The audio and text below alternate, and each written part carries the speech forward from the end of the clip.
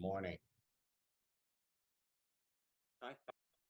Good morning, everyone. Morning. We'll get started in just a moment here. Good morning. Good morning, Cindy.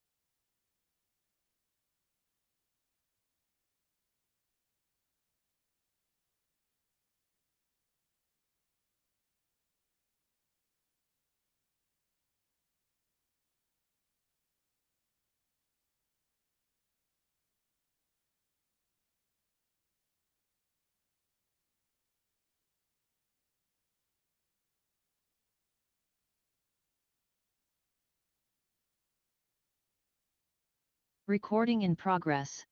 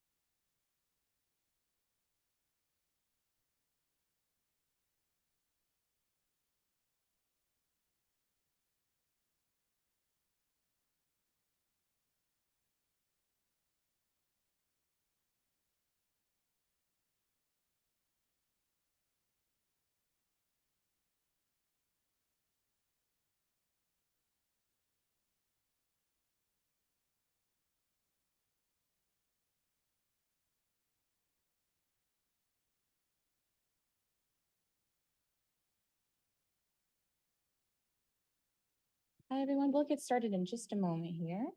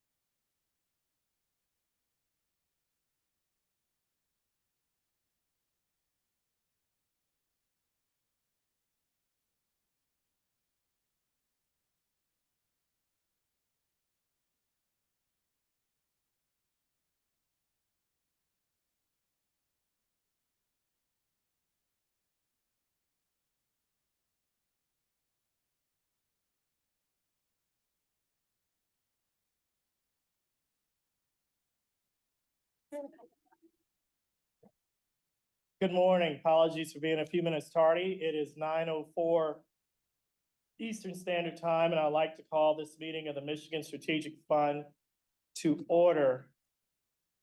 Before we begin, Caitlin, please conduct a roll call to confirm board attendance. Mr. Eklund, Here.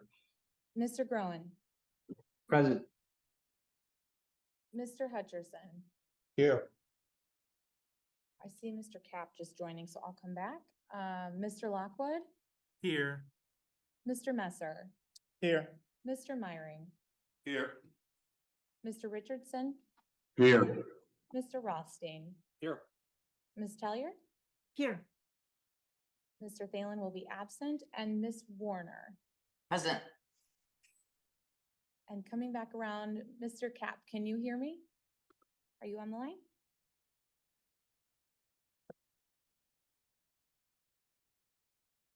I think he's having some tech difficulties. We'll come back to it on the vote, Quentin. That concludes roll call. Caitlin, Britt Affelder-Kane is here. Excellent. Sorry, Britt, I have you recused from consent, so got you for attendance here, but thank you. Okay. We are good to go. Thanks, Quentin. Okay, thanks, Caitlin. Appreciate it. I'll just be very brief in my opening remarks. Really, three big points. First of all, a thank you to the volunteer members of the Michigan Strategic Fund Board. We have been able to easily meet quorum on each of our monthly meetings, and I really appreciate it. Not only that, but they have attended numerous briefing calls and subcommittee member meetings, so thank you very much. Second, I also want to note that I think we had announced previously, but I also want to celebrate Caitlin Wilcox, who is now assuming a new role as Chief Protocol Officer, and Natalie Davenport is assuming her role as administering these meetings, and we're very excited and grateful for her. Similarly, this year, Matt Casby came in and really has assisted Val Hoig as a Michigan Strategic Fund Manager, so we're grateful for them. And we are obviously grateful for representation of the Department of Attorney General. So finally, as we go forward, we will really be, and this meeting is a perfect encapsulation of the Making a Michigan Economic Development Framework, where you will hear projects and we will have MEDC recommendations for this board's consideration. Economic development framework means, but it's really about people, places, and projects. With that, I want to remind that there is a public comment. We will be limiting the public to 3 minutes. We will allow you 5 seconds to conclude your thoughts if you're at the 3-minute mark, but we will be vigorously enforcing the 3-minute limit in the interest of making sure that all members of the public get their comments in and we have this meeting done in a timely manner. With that, I want to invite Caitlin Wilcox to explain anything further for our public participants. Thanks, Quentin. For those on the line wishing to make public comment, at this time, please unmute yourself by pressing *6 if you're dialed in on your phone or the small microphone on the side of your browser there. We did have 2 pre-registered comments, so I will go in order of those first. And then we will check in with anyone in the room here, and then those on the line, just as long as you're unmuted, I will go in the order of those that are showing on my screen here. So first, for pre-registered public comment, I had a phone number ending in 4401. Are you on the line? Yes, this is Glenn Kowalski from Marshall Township. Good morning, Glenn. Go ahead with your public comment. Thank you. Just briefly, I just wanted to make a comment at the beginning of the meeting to kind of remind the board that in Marshall, we're dealing with a huge mega site planned to be 3,000 acres, which is over 3/4 the size of the city of Marshall. And I'd like to remind the board that transparency and communication with the community is critical and has been severely lacking. We've been asking for a town hall with MEDC for almost a year now. We'd still like to engage with MEDC, but when you just attend a small office in the city of Marshall and don't engage with the public, it just draws more attention to the lack of transparency. So I would encourage this board to encourage Mr. Messer to engage with the community here and open up dialogue. We would like to see, almost all of us would like to see some form of a state park or recreation area instead of a complete 3,000 acres of industrialization along the Kalamazoo River. So I hope you'll consider that and push forward with more transparency. Thank you. Thank you, Glenn. Appreciate the comment. Next for pre-registered, we had Marjorie Steele. Marjorie, are you on the line? Hi there, Caitlin. Can you hear me? We can. Marjorie, go ahead. Okay, Marjorie Steele here, resident of Mecosta County and the founder of the Economic Development Responsibility Alliance of Michigan. I'm actually going to refer to a few comments that we made in our press release published on November 28th. In regards to the last MEDC Executive Committee meeting. The last 2 months have demonstrated nothing but failure for the MEDC's flagship Manufacturing 4.0 projects. In Green Charter and Big Rapids Townships, where the Goshen EV battery megasite was slated to break ground in July of 2023, all megasite supporting township officials were recalled during elections earlier this month, including both supervisors. In Eagle Township across the state, Supervisor Patty Schaefer has been recalled over her signing of NDAs and support for the Michigan Manufacturing Innovation Campus semiconductor megasite. Meanwhile, Ford has all but officially pulled out of its Cattle Blue Oval EV megasite in Marshall, and Stellantis has pulled its EV megasite plans out of Mundy Township as more automotive manufacturers reverse course on increasingly unfeasible and unwise electric vehicle market. In Shiawassee County, plans for the targeted Vernon Township site were abandoned after EV manufacturer Factorial Energies walked away from the deal 2 months ago, and the MEDC has yet to find another township supervisor in Shiawassee who is amenable to the project. Yet, rather than addressing rising statewide grassroots opposition or any of these catastrophic project failures, Mr. Messer instead drew vague sports analogies, peppered with thanks to the executive committee members representing consumers and DTE Energy. Until you play the perfect game, there are always room for opportunities, said Mr. Messer.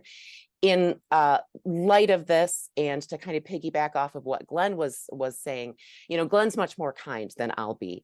I'm going to go ahead and call for Mr. Messer's resignation in regards to his gross lack of due diligence to respond to local stakeholders on these projects. Thank you so much for your time. Thank you, Marjorie. Next, I see Barry Wayne Adams. Barry, go ahead with your public comment.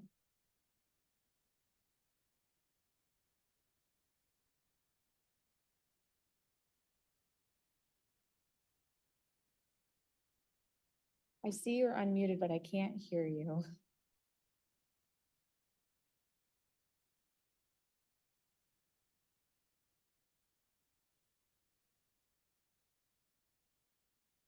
Are there any others on the line wishing to make public comments?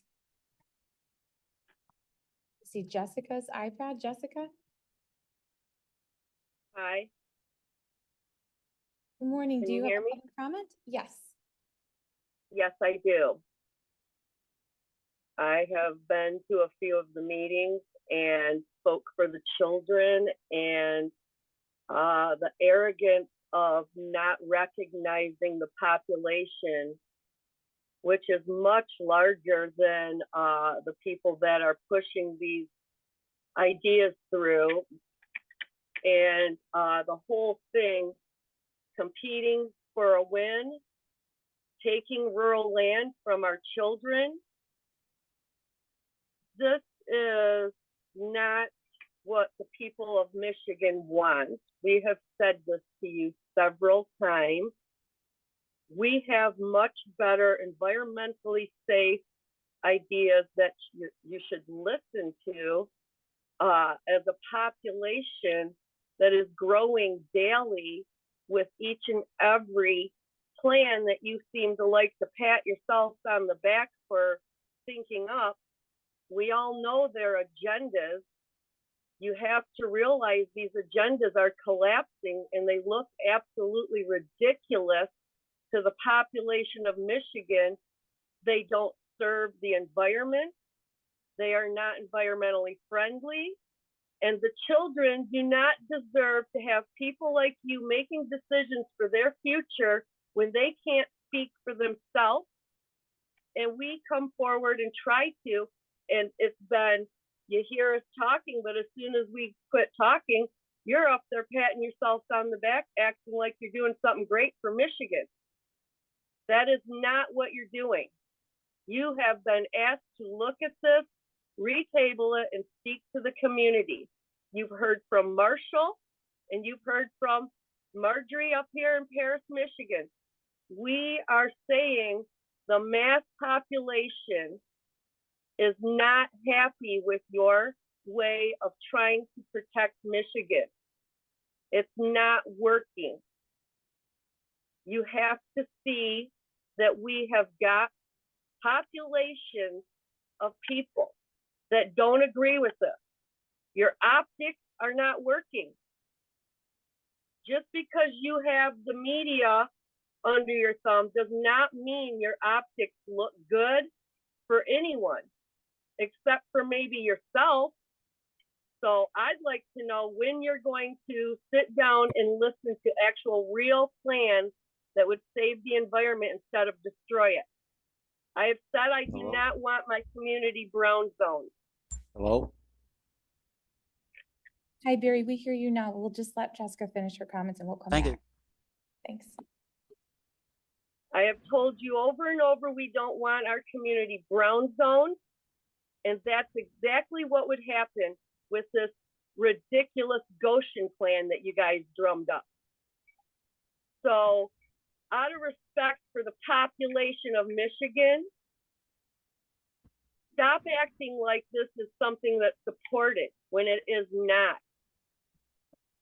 And Ma'am, start thank you. speaking to Ma'am, the- thank you so much. start speaking to the population of your state. I'm sorry, ma'am, can you finish your thought in maybe 2 sentences? We're over time now.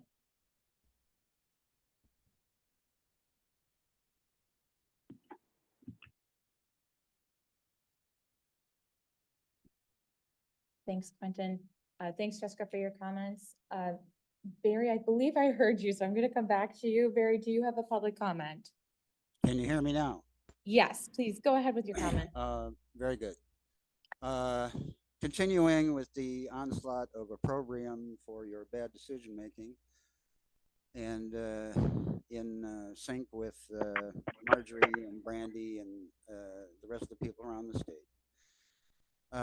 We're seeing something very nefarious going on, something that is beyond the pale, something that we as Americans should recognize as being a intrinsic malignancy in government operation. And, you know, when there's bad disease, there has to be severe treatment. So, you know, the duplicitous and fraudulent devices that were used in Marshall and Marshall Township to, through deceptive means, forcibly impose this mega site project into the area, in spite of the vast negative attitude within the city and the township.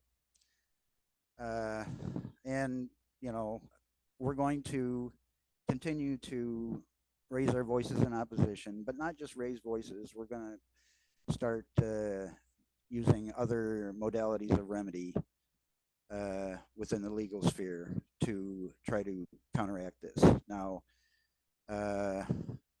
when you people try to create the impression through continuing mutual backpatting and, you know, mindless applause for what the mega mess is going to bring to us, continuing the big lie is not going to reverse the constraints of the laws of physics and the laws of nature. This lithium thing is very, very bad decision making. But fortunately, the EV market is collapsing catastrophically. And Ford is now left, and the other automakers are left with over 100,000 EV cars that nobody wants to buy. The dealerships don't want to have them in their parking lots because they don't want to have the rest of their cars destroyed after one of them suddenly explodes or goes up in flames. But this whole process of using these front organizations to funnel money is nothing more than gangsterism under color of law. It's obvious that even though you have these public comment sessions, that our voices are meaningless, but that just means we have to go beyond just raising our voices. But you need to know where we stand on this stuff, and it won't continue. You know, the second law of thermodynamics. Excuse me, sir, you're over time. Can you finish your comments Yeah. in one sentence, My please? finishing comment is, you don't have any authority to regulate my time. Article 1, Section 5 of the Michigan Constitution. You're all acting in treason. Have a good day. Thank you for your comments, Mr. Adams. Are there any others on the line wanting to make public comment? I see Brandy unmuted. Brandy, go ahead with your comment. Hello. Yes, I was on the last MEDC meeting where they were giving out raises to qualified employees, and Quentin Messer taking up, 20 minutes. And he said, I believe he said, to correct him if he was wrong. And I'm here to correct him because he's very wrong. He said that under the Whitmer administration, she has done so much. Everybody's so grateful for her. No, most Michiganders are not grateful for her. I guess you guys are, because you've been all appointed by her and handpicked to act out her agenda to get to your next raise or to your next job employment that you're hoping to gain out of this by not listening to the people and following along with her in this agenda. I would just like to say that he also said Quentin Messers thanked the team for going out and changing the narrative and doing perception management. Just a reminder, you guys would not have to be doing those things and trying to brainwash people if you all weren't seeking out unwanted communities for your toxic developments. I brought this up before, but there's been no further documentation ever offered or provided. Just a reminder that the SIP grant, there is criteria and consideration that is supposed to be considered and documented before entering into a written agreement. And I know some of that criteria has not been completed. One of that being the extent and level of environmental contamination, which there is none, no permits, nothing to do with Eagle, no idea what's going on with them. For Goshen or any of these mega sites, pretty much.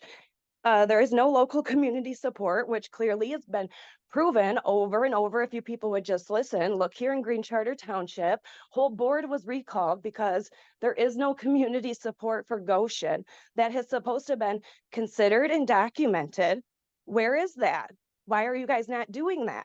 Maybe if you did that, you would not have as much pushback and be trying to take away township rights completely when it comes to this so-called clean, green, renewable energy, which again, you're following along because what? It's a mandate. We don't have a choice because it's a mandate. So taking into our consideration here and trying to act like you're pretending to listen to us is not getting anywhere. So there will have to be further action, as Barry said, taken, because it's clear we have the proof all around, and you guys just keep patting yourselves on the back and giving raises and continuing to not listen to the people. This whole entire supply chain of green, clean energy is toxic and completely unjust. To look at what in Congo for the cobalt, look in Argentina for the lithium, look right now in the United States in Nevada with a lithium mine being pushed on Native Americans that do not want it, no consideration taken, no environmental impact statements to go along with the lithium Excuse me, mine. ma'am, the 3 minutes, can you summarize your thought in one sentence because you're over time, please? Start listening to the people. Thank you. Thank you, Brandy, for your comments. Are there any others on the line wanting to make public comment at this time? Yeah. Okay, I see phone number ending in 2018. Go ahead with your comment. Good morning. My name is Julie Bryant. I am in Marshall Township. There's just a couple of things I wanted to go over. We have been fighting this EV battery plan since we were all notified in January. So we've got almost a year in on this. And like the others have said, you guys aren't listening. You're just patting each other on the back, handed out more money right after Ford had announced their pause. You gave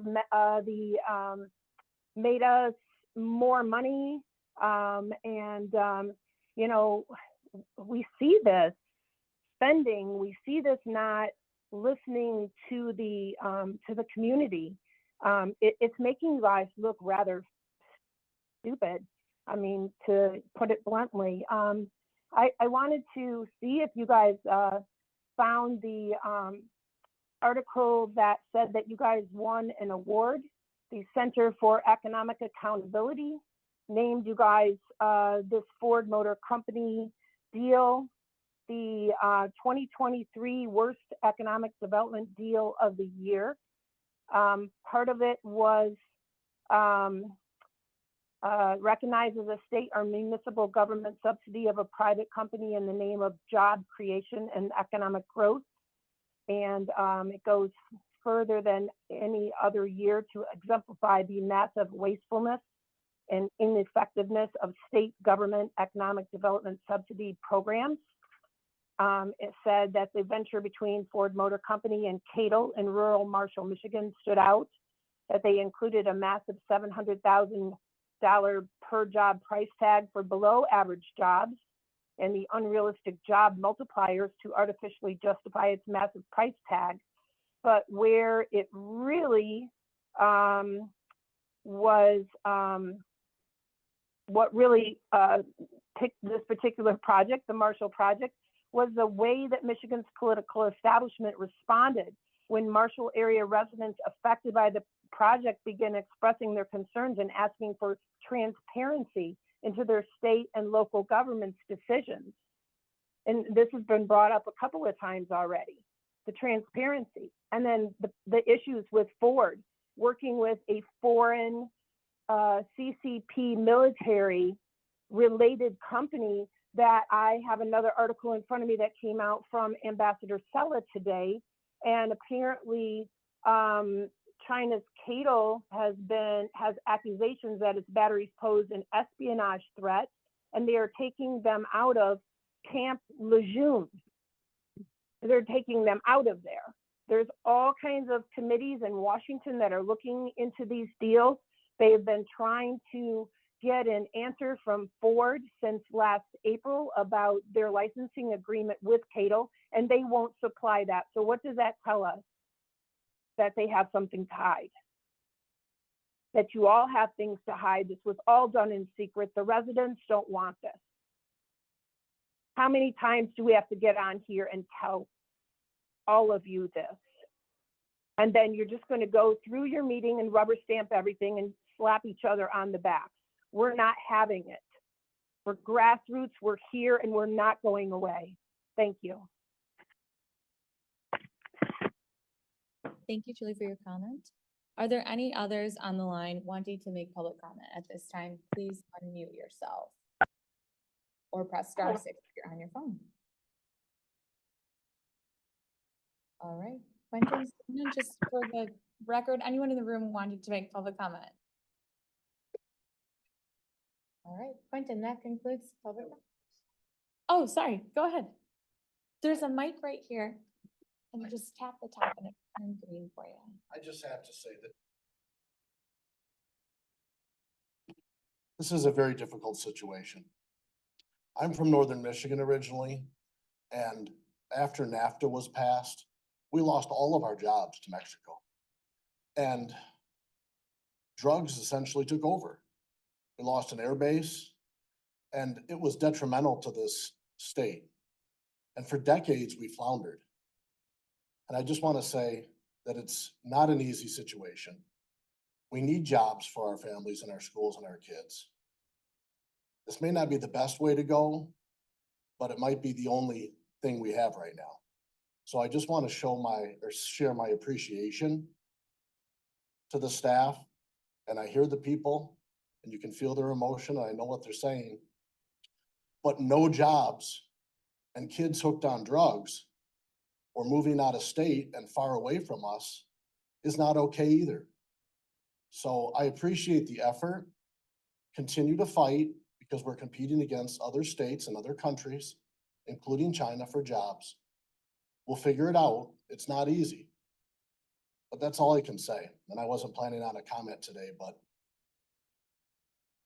I just want to let everyone know that you're heard, but you've got to work together with these people here to figure something out, because we just can't have fields of dirt that are not creating jobs and creating high fructose corn syrup subsidized by the government and say that that's okay for the future. So that's all I wanted to just say.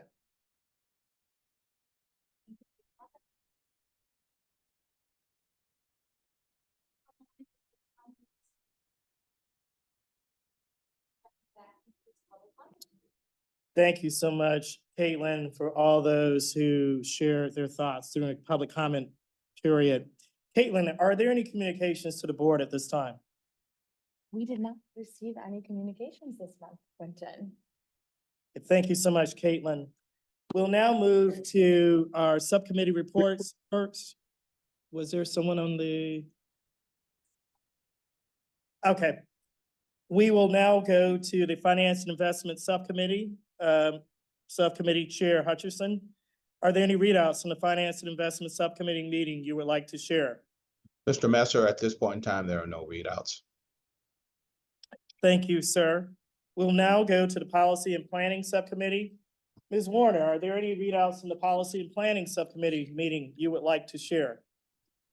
Thank you so much, Mr. Messer. Yeah, we are planning for January review of delegation of authority and where that lies and what kind of edits we should make to it and what kind of revisions. And in February, ironically, with some of these public comments, to look at transparency and communications and what we need to do to improve that. So the communications from all the public comment is incredibly useful and appreciated. And we will work on obviously the transparency and communications in February and how we get better to serve these members of the community. Thank you so much. Thank you, Ms. Warner. That concludes our subcommittee reports. To ensure continuity with this hybrid meeting setting, I would like to ask each of the board members to identify him or herself before offering a motion. Additionally, Caitlin will conduct a roll call for each vote. I will ask board member Brittany Affolter-Kane to recuse herself from the consent agenda. And then I will prompt her to rejoin after that agenda. There are 11 items on the consent agenda today. I will begin with item number 1, proposed meeting minutes, October 24th, 2023. Item number 2, transformational brownfield plan program guidelines amendment. Item number 3, GLC Northern Michigan Pine LLC MCRP amendment. Item number 4, contractual small business solutions services FY24 funding allocations. Item number 5, American Rheinmetall Vehicles LLC MBDP amendment. Item number 6, UL LLC MBDP reauthorization and amendment. Item number 7, Peterson Farms CDBG amendment. Item number 8, 311 Grand River LLC Act 381 WP amendment. Item number 9, State Historic Preservation Office SHPO USDA PA. Item number 10, 2024 funding allocations for the statewide university technology programs. And item number 11, City Modern 440 Alfred Street LLC and Brush Park Development Company Phase 1 LLC, MCRP amendment. Are there any questions regarding the 11 items on the consent agenda? If none, a motion is needed to conduct a roll call vote. Do we have such a motion? Hutchison move. We have a motion. I'm sorry, a motion by Hutcherson, a second by Tellier. Tellier. Thank you. To approve the consent agenda. Caitlin, please conduct a roll call vote. Mr. Eklund, Yes. Mr. Groen, Yes. Mr. Hutcherson, Yes. Mr. Cap, Yes. Mr. Lockwood, Yes. Mr. Messer, Yes. Mr. Myring, Yes. Mr. Richardson, Yes. Mr. Rothstein, Yes. Ms. Tellier, Yes. Ms. Warner. Yes. Thank you. Thank you, Caitlin. The motion passes. Next, we will go to develop attractive places. We'll begin with the Woodworth Investments LLC. There are two separate votes. We will welcome my colleague, Brian Dreyer, Community Development Manager for Region 6, to present two separate resolutions to approve a Michigan Community Revitalization Program performance-based grant and a Brownfield Act 381 work plan for Woodworth Investments LLC and the City of Owasco Brownfield Redevelopment Authority. Take it away, Brian. Thank you, Quentin. Good morning, MSF board members. Thank you for having me today. My name is Brian Dreyer, and I am the Community Development Manager for Prosperity Region 6. This morning, I'm happy to present on the Citizens Loft project in the City of Owasso. And joining me today are property owner and developer Jim Woodworth of Woodworth Investments and Owasso City Manager Nathan Henney. All of us will be happy to take your questions at the conclusion of our presentation. The applicant today, Woodworth Investments LLC, is seeking an MCRP performance-based grant in the amount of $1.48 million for the development of the Citizens Loft project. And the City of Owasso is seeking connection with that through the Brownfield Redevelopment Authority, an approval of a Brownfield Act 381 work plan that will include state tax capture in the amount of $248,139 that will reimburse the developer for MSF eligible activities. These incentives will be used for the historic rehabilitation of a functionally obsolete three-story building totaling approximately 18,000 square feet and will create 12 new rental units for residential use and reactivate 2 commercial spaces in downtown Owasso. This building is located at 123 North Washington Street in downtown Owasso, sits at the corner of West Exchange Street and North Washington, which is in the city's downtown historic district and also in their downtown development district. This building was constructed in 1895 as part of the original Keeler Block, which is noted in the city as one of the most architecturally distinguished Victorian buildings in downtown Owasso. The upper floors of the property have sat empty for a number of years and have lacked investment from former owners. The first floor currently hosts Fifth Third Bank as a long-term lease tenant, including 6,300 square feet of commercial space. The second and third floors will hold over 6,000 square feet of residential space with approximately 2,600 square feet for common areas.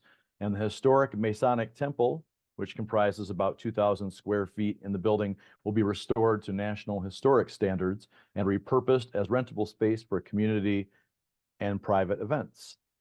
This development will have full fire suppression systems, an elevator to service all areas of the building, new electrical, mechanical, and plumbing systems throughout the development to comply with 2023 building code requirements. And every residential unit will utilize energy efficient systems, including Energy Star appliances.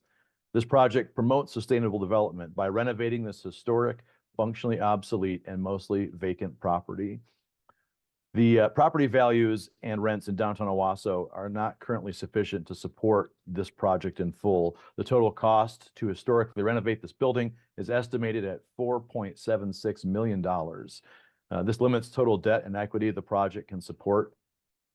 The developers have retained First National Bank as their senior lender at terms for a $1.4 million loan.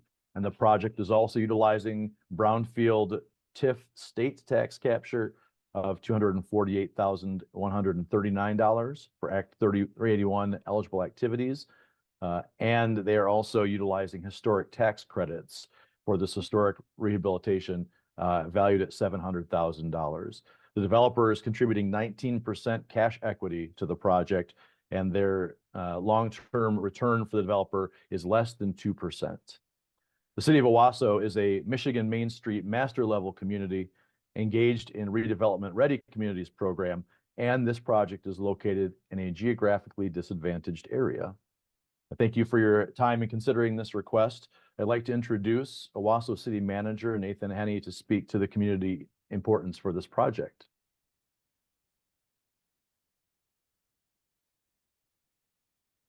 Thank you, Brian. Thank you, Mr. Messer and MSF Board. Can you hear me? Yes, we can. Thank you. Thanks so much. This project, like Brian said, sits within the Owasso's, not only our DDA, but our historic district. We've been a historic district since about 2010, and it makes sense for the city of Owasso because we are an older city. We are geographically isolated from a lot of metropolitan areas, but we have a very large downtown, and most of it is made up of these historic buildings. People around here are very passionate about their restoration, and the Woodworth brothers have, over the past few years, really taken it upon themselves to concentrate on that restoration. So this particular project, like Brian said, does meet our recently passed master plan goals, as well as the Michigan Main Street transformational strategy that has been established over the last few years. This would redevelop one of our most prominent historic building facades in our downtown and increase the density of residential units above street level in our downtown. This has been a very large challenge for the city of Owasso, just because we are an older city, we are built out, and we are surrounded by charter townships, which makes it very difficult to annex more property, to make more property available to build very much needed residential properties. And our only option is to go up. And we have all these historic buildings that are functionally obsolete, mostly above the first floor. So 12 units may not sound like much, but for Owasso, this is big. Like Brian said, the city of Owasso did find it appropriate to layer a 20-year brownfield TIF valued at a little over $150,000 and a 12-year obsolete property rehabilitation certificate valued at $212,000. So we are in it. We have skin in this game, and we hope that the MSF board sees fit to grant this request because Owasso it's on the mend, and we're going to continue to try to reach those goals. Again, thank you, MSF board, and Mr. Messer. It's good to hear from you again. We appreciate the time today. Thank you, Nathan. I appreciate that. Also, I'd like to invite Jim Woodworth, who is representing Woodworth Investments, the developer and building owner here, to speak to their commitment to Owasso and the excitement they have for this project. Please, Jim, if you would.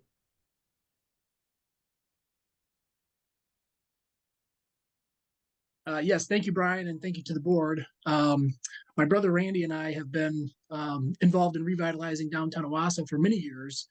My brother is a principal broker of his own company, Woodworth Commercial, specializing in commercial real estate. And I'm the co-founder and chief experience officer of Success Group Mortgage and Servicing. Both businesses are headquartered in Owasso. So we're very passionate about developing where we live, where we work. And together and separately, we own multiple downtown commercial and mixed-use buildings and have successfully redeveloped several into thriving locations. Our development team also includes Bruce Johnson and Krista Rozek from Revitalize LLC, Jessica Flores from Preservation Forward, and Cody Newman from Driven Design, and First Contracting, our general contractor. Some of our previous development experience includes the City of Owasso CDBG rental rehab projects at 114 and 116 West Main, CDBG facade improvement projects at 114 and 115 North Washington Street, and 114 West Main Street. Just like everywhere else in the state of Michigan, we have a significant housing need, and some would call it a crisis. So as Nathan had mentioned, 12 may not seem like a lot, but for a community like Owasso, it really, really is a big deal. Not only to add the residential units, but this is a massive building in downtown Owasso. This is a significant and very transformative project. So thank the MSF board for your consideration. Thanks for your time, Jim. I appreciate that. And Nathan. So just to restate the request from the development, our MEDC staff is recommending approval of the following: a Michigan Community Revitalization Program, or MCRP, performance-based grant in the amount of $1.48 million for the Citizens Loft project and Woodworth Investments LLC. And separately, additional ask for state tax capture approval for Act 381 eligible activities, capped at $248,139 that will utilize the current state to local capture ratio. And at this point, if anyone has any questions, we'd be happy to take them. Thank you.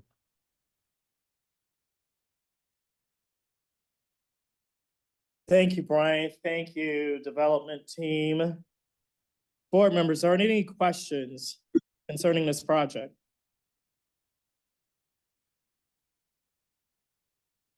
If there are no questions, we'll conduct two separate votes. For the first vote, we will vote to approve the Michigan Community Revitalization Performance-Based Grant Request. A motion is needed to conduct a roll call vote. Do we have such a motion? Affolter Kane moves. We have a motion by Affolter Kane. Do we have a second? Leon Richardson seconds. We have a second by Richardson to approve the request. Caitlin, please conduct a roll call vote. Dr. Affolter Kane, Yes. Mr. Eklund, Yes. Mr. Groen, Yes. Mr. Hutcherson, Yes. Mr. Cap, Yeah. Mr. Lockwood, Yes. Mr. Messer, Yes. Mr. Myring, Yes. Mr. Richardson, Yes. Mr. Rothstein, Yes. Ms. Tellier, Yes. Ms. Warner.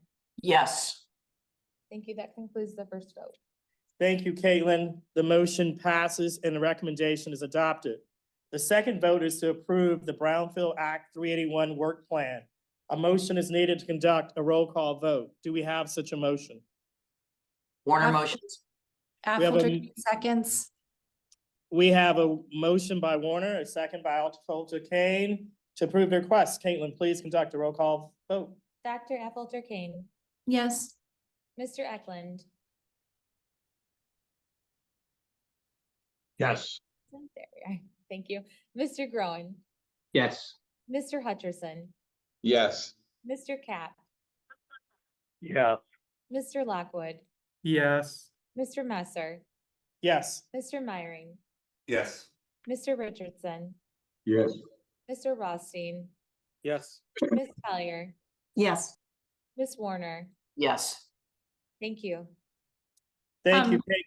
Go ahead. I'm sorry. Is there a comment? Mr. Chair, I just wanted to congratulate the Owasso team. I have been kindly invited to Owasso a few times and have been most impressed with the amenities like the YMCA that have been built for the community there, and the new hospital. And this will certainly go a long way to helping particularly downtown with housing. So congratulations.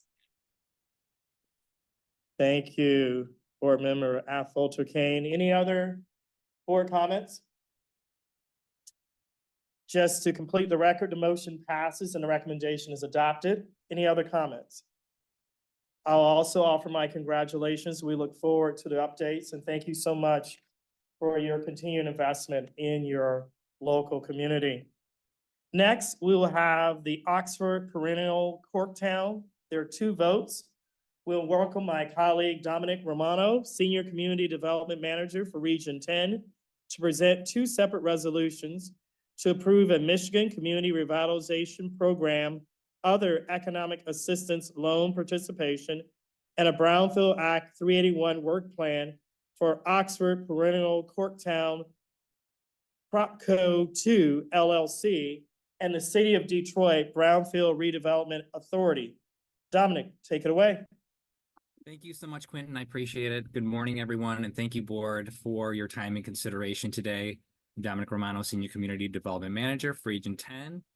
I'd like to give a little bit of background which relates to the next three projects on the agenda.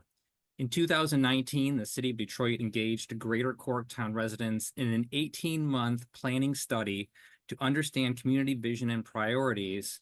This was framed by the announcement of Ford Motor Company's unprecedented investment in creating new mobility campus for thousands of employees, including the ambitious rehab of Michigan Central Station and the Book Depository Building, made possible with the support of the MSF and MEDC. Both resident voices and data on housing availability identified demand for new housing to ensure that Corktown remains a community for all and provides opportunities for workers to live adjacent to the new job center.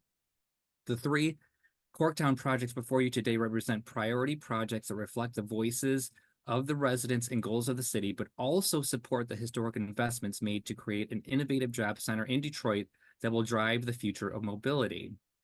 So for the first project with me today are Seth Herkowitz from Oxford Perennial and Ms. Cora Kapler from the Detroit Brownfield Redevelopment Authority representing the city.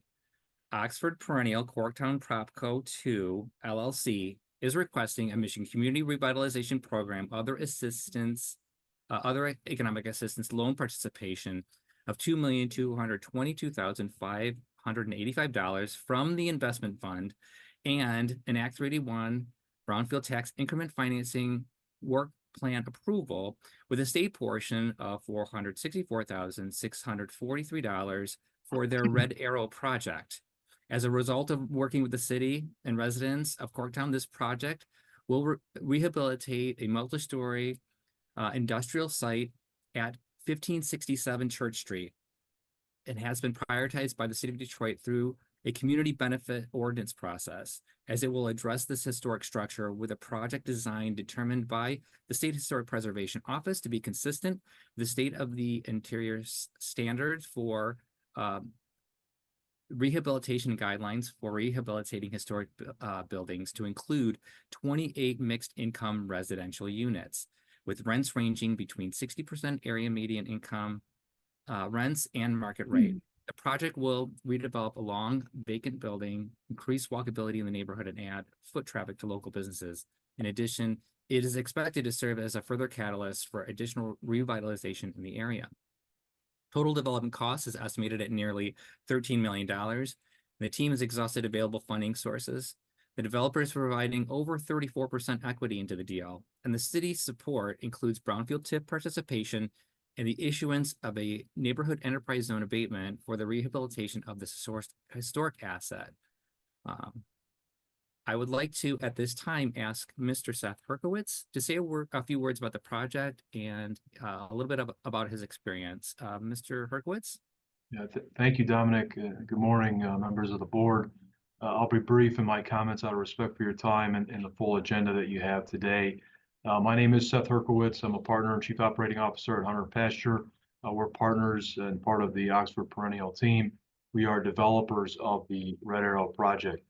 As some of the board members may recall, we've been before this board several times over the last several years for other developments that we sponsored in the Corktown neighborhood of Detroit.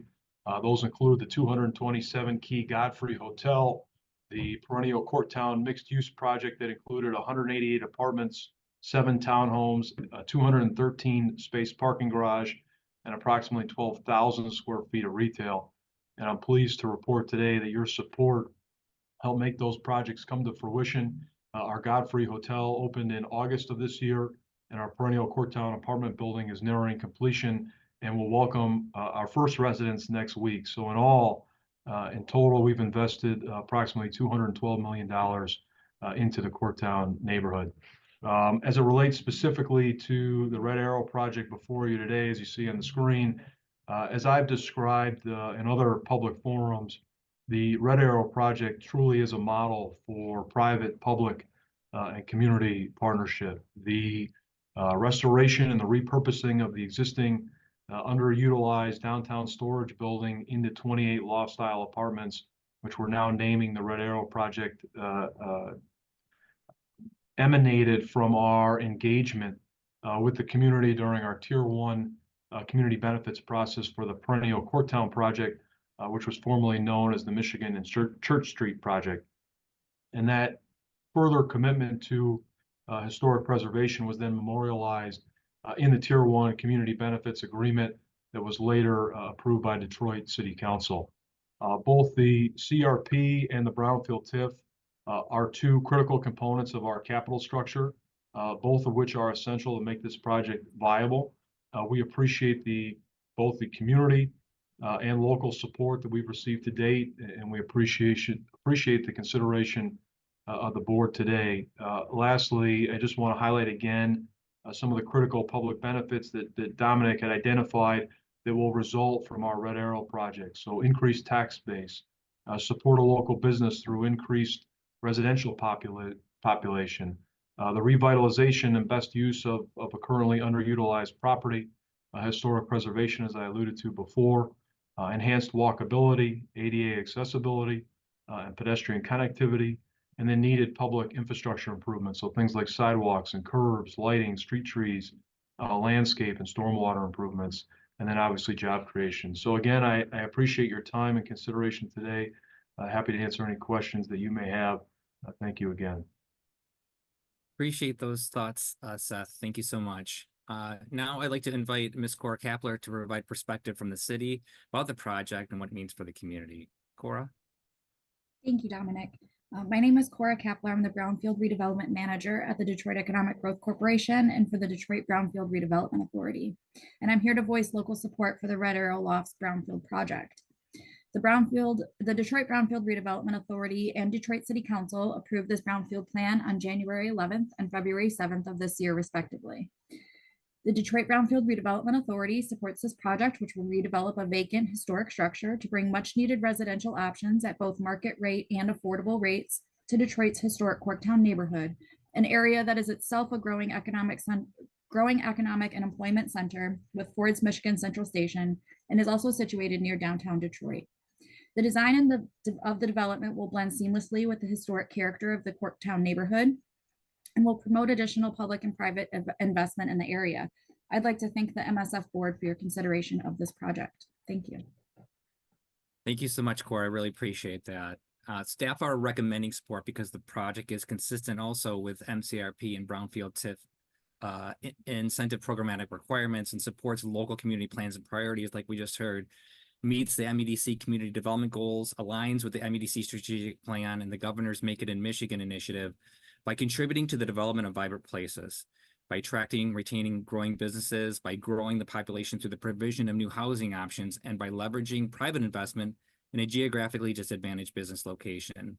So to recap, the request today is to support the Red Arrow project with an MCRP performance-based loan of $2.2 million and an Act 31 plan approval with state participation at $464,643. Any questions you have today, we're happy to take. Thanks, Dominic and development team. Board members, are there any questions for Dominic and the development team, including our partners at Detroit Economic Growth Corporation? If there are no questions, we will conduct two separate votes. For the first vote, we will vote to approve the Michigan Community Revitalization Program Other Economic Assistance Loan Participation Requests. A motion is needed to conduct a roll call vote. Do we have a motion? Hutcherson moves.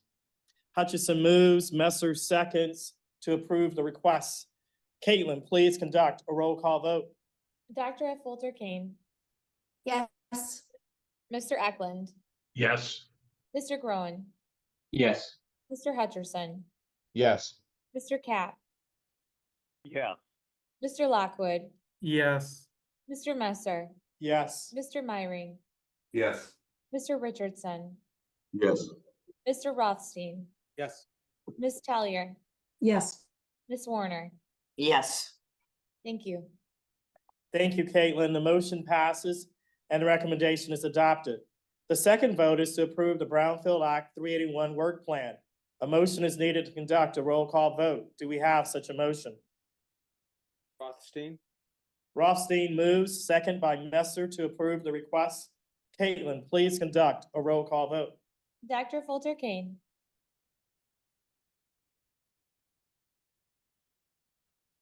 Dr. Fulter Kane, are you still on the line? Sorry, yes. Yes. Thank you. Mr. Eklund, Sorry, yes. Mr. Groen, Yes. Mr. Hutcherson, Yes. Mr. Cap, Yeah. Mr. Lockwood, Yes. Mr. Messer, Yes. Mr. Myring, Yes. Mr. Richardson, Yes. Mr. Rothstein, Yes. Ms. Tellier, Yes. Ms. Warner. Yes. Thank you. That concludes the vote. Thank you, Caitlin. The motion passes and the recommendation is adopted. Congratulations. And we look forward to further updates on this exciting project. Thank you. Thank you. Fellow board members, with your permission, while I have Dominic mentioned 3 projects. If I can maybe switch the order, is that okay? If folks are okay. Dominic, are you prepared to talk about the Community Builders, Inc. and Preserve on Ash 1? Sure. Why not? Okay, go ahead. You All right, ready? Thank you so much. Appreciate it. Yes. Okay. So the Community Builders Inc. Is being represented today by Miss Megan Capel, and with us from the city is Miss Aisha Boston from the Detroit Housing and Redevelopment Department. The Community Builders Inc. is a nonprofit developer and is requesting a Michigan Community Revitalization Program performance-based direct loan of $2,393,771 from the investment fund for their Preserve on Ash project in North Corktown. MSF support will represent 6.3% of the total project investment and 20% of the eligible investment. This is the first time that the community builders have asked for MSF assistance. The project at Ash Street and 14th Street has been prioritized by the city of Detroit through a greater Corktown housing plan, as it will address facility parcels and construct 5 multi-story buildings with 69 mixed income residential units with rents ranging between 60% area median income to market rate, resulting in new buildings covering 2.16 acres. The community builders were selected through an RFP process by the city for this work. The total development cost is estimated at approximately $38 million, and the team's exhausted available funding avenues, resulting in a capital stack with many sources to complete the construction. Financing for the mixed income community includes a combination of proceeds from LISC's Detroit Housing for the Future Fund, which is supported by Ford Motor Company funds, Bank of America funding. It also includes Choice Neighborhood Implementation funds from HUD and city CDBG dollars. The Michigan State Housing Development Authority's 9% gap funding, Environment Great Lakes and Energy grant dollars, and low-income housing tax credits. Over the past year, the project has experienced escalating construction costs that has resulted in negative cost implications for the project's feasibility and therefore the request. At this time, I would ask Ms. Megan Capel to say a few words about the project and the community builders experience.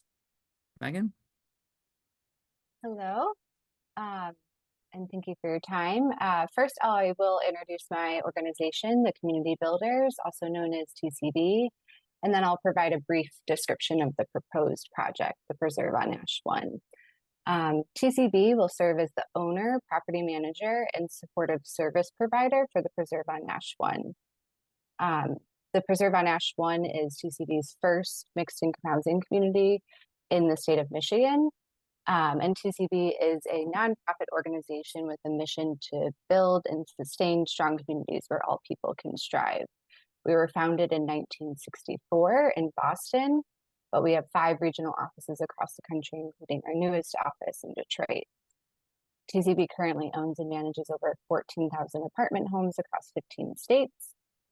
And the proposed project, the Preserve on Ash 1, involves the new construction of 69 mixed income units and 5,865 square feet of commercial space within 5 buildings located in the North Corktown neighborhood of Detroit. This project will serve a range of incomes with 15 units, 22% restricted to 30% of the area median income or AMI with project-based rental subsidy. 33 units, approximately 48% are restricted to less than 60% of AMI, and 21 units, 30% are market rate with no income restriction. This project is part of the housing plan for the City of Detroit's $30 million HUD Choice Neighborhoods Initiative grant for the revitalization of the greater Corktown neighborhood. And that concludes my intro to the project, and thank you for your consideration. Thank you, Megan. Appreciate those comments. Now I'd like to invite Aisha Boston from the City of Detroit to talk about the project from the city perspective and what it means for the community. Aisha? Thank you, Dominic, and thank you, Mr. Chair and MFS Board, for the opportunity to express support for the allocation of CRP funds to Preserve on Ash 1. My name is Aisha Boston, and I am representing the City of Detroit in our Housing Revitalization Department. And I'm also partnering with TCB on this project. So Preserve on Ash 1 is the first of 4 phases of affordable housing in Detroit's North Corktown neighborhood. As part of the Choice Neighborhood Transformation Plan, Preserve on Ash 1's 69 units will ensure Greater Corktown remains a community for residents of all incomes. Following an 18-month planning study, the project was designed to meet the needs of current and future Greater Corktown residents and bring a diversity of unit types to the North Corktown neighborhood context. This project is crucial for the vision for a mixed income, inclusive and interconnected Greater Corktown developed jointly with residents. The City of Detroit has committed ARPA, Choice Neighborhood, and CDBG funds to Preserve on Ash 1 as it directly aligns with the city's goals to produce equitable, sustainable, resistant, and healthy communities. We thank you for your time and consideration. Thank you so much. Appreciate those comments from both of you and your time today. Staff are recommending support because the project is consistent with MCRP incentive programmatic requirements, supports local community plans and priorities, meets MEDC community goals, aligns with the MEDC strategic plan and the Governor's Make It in Michigan initiative by also contributing to developing vibrant places, by attracting and retaining business, by growing the population through the provision of new housing options, and by leveraging private investment in a geographically disadvantaged business location. So to recap, the recommendation of support to the Preserve on Ash 1 project is for an MCRP performance-based direct loan of $2,393,771. That funding coming from the investment fund. And we're happy to take any questions you have about the project today. Thanks, Dominic. Thanks, development team. Thanks to our partners at the City of Detroit. Board members, are there any questions? If there are no questions, a motion is required to conduct a roll call vote. Do we have such a motion? Messer will move. Is there a second? Affolter Kane seconds. Motion by Messer, second by Affolter Kane to approve the grant requests. Caitlin, please conduct a roll call vote. Dr. Affolter Kane, Yes. Mr. Eklund, Yes. Mr. Groen, Yes. Mr. Hutcherson, Yes. Mr. Cap, Yeah. Mr. Lockwood, Yes. Mr. Messer, Yes. Mr. Myring, Yes. Mr. Richardson, Yes. Mr. Rothstein, Yes. Ms. Tellier, Yes. Ms. Warner. Yes. Thank you. Thank you, Caitlin. The motion passes and the recommendation is adopted. Congratulations, and we look forward to hearing an update on this project and hopefully seeing more projects from the Choice Neighborhood Plan. We will now go back to, thank you, Dominic. We will now go back to the Left Field 2 LLC. will welcome my colleague, Joe Frost, Community Development Manager for Region 5, my apologies, to present on a resolution to approve a Michigan Community Revitalization Program performance-based direct loan for Left Field 2 LLC. Joe, take it away. Thank you, Mr. Chair, and thank you to the MSF board members this morning for this opportunity to present. As Mr. Messer said, my name is Joe Frost, Community Development Manager for MEDC Region 5, and I'm assisting my colleagues in Region 10 in the presentation of this project today. I'm joined by Aisha Boston, Choice Neighborhood Housing Specialist with the City of Detroit, and Mike Hassan, Vice President and Developer with the American Community Developers. The applicant, Left Field 2 2022 LLC, is requesting a Michigan Community Revitalization Program performance-based direct loan in the amount of $2,717,248 from the investment fund to support the construction of a multi-family apartment building in the Corktown neighborhood of Detroit. This project is the second and final phase of construction on parcels near the left field area of the former Tiger Stadium site. Left Field B is a vacant parcel and qualifies for the MCRP program as a facility. This project aims to construct a new 4-story multi-family apartment building with 53 residential apartment units with a total development cost of $16.3 million. Left Field 2 2022 LLC is an entity of the American Community Developers Incorporated.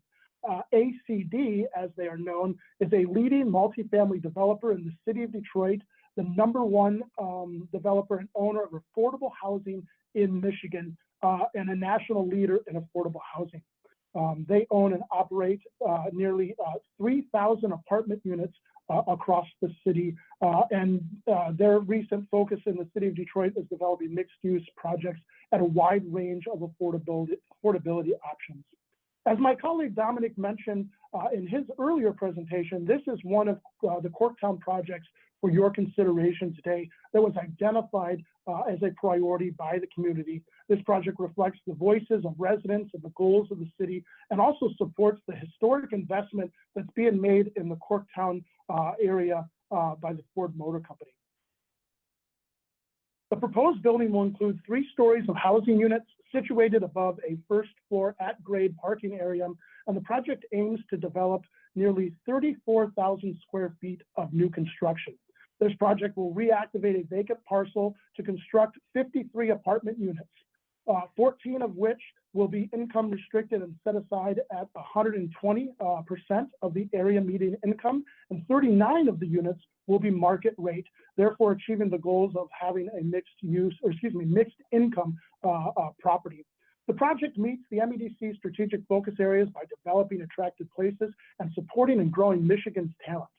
A financing gap does exist due to the high construction costs in the Detroit market, and the MCRP loan will close the remaining financing gap for the project and allow for acceptable returns.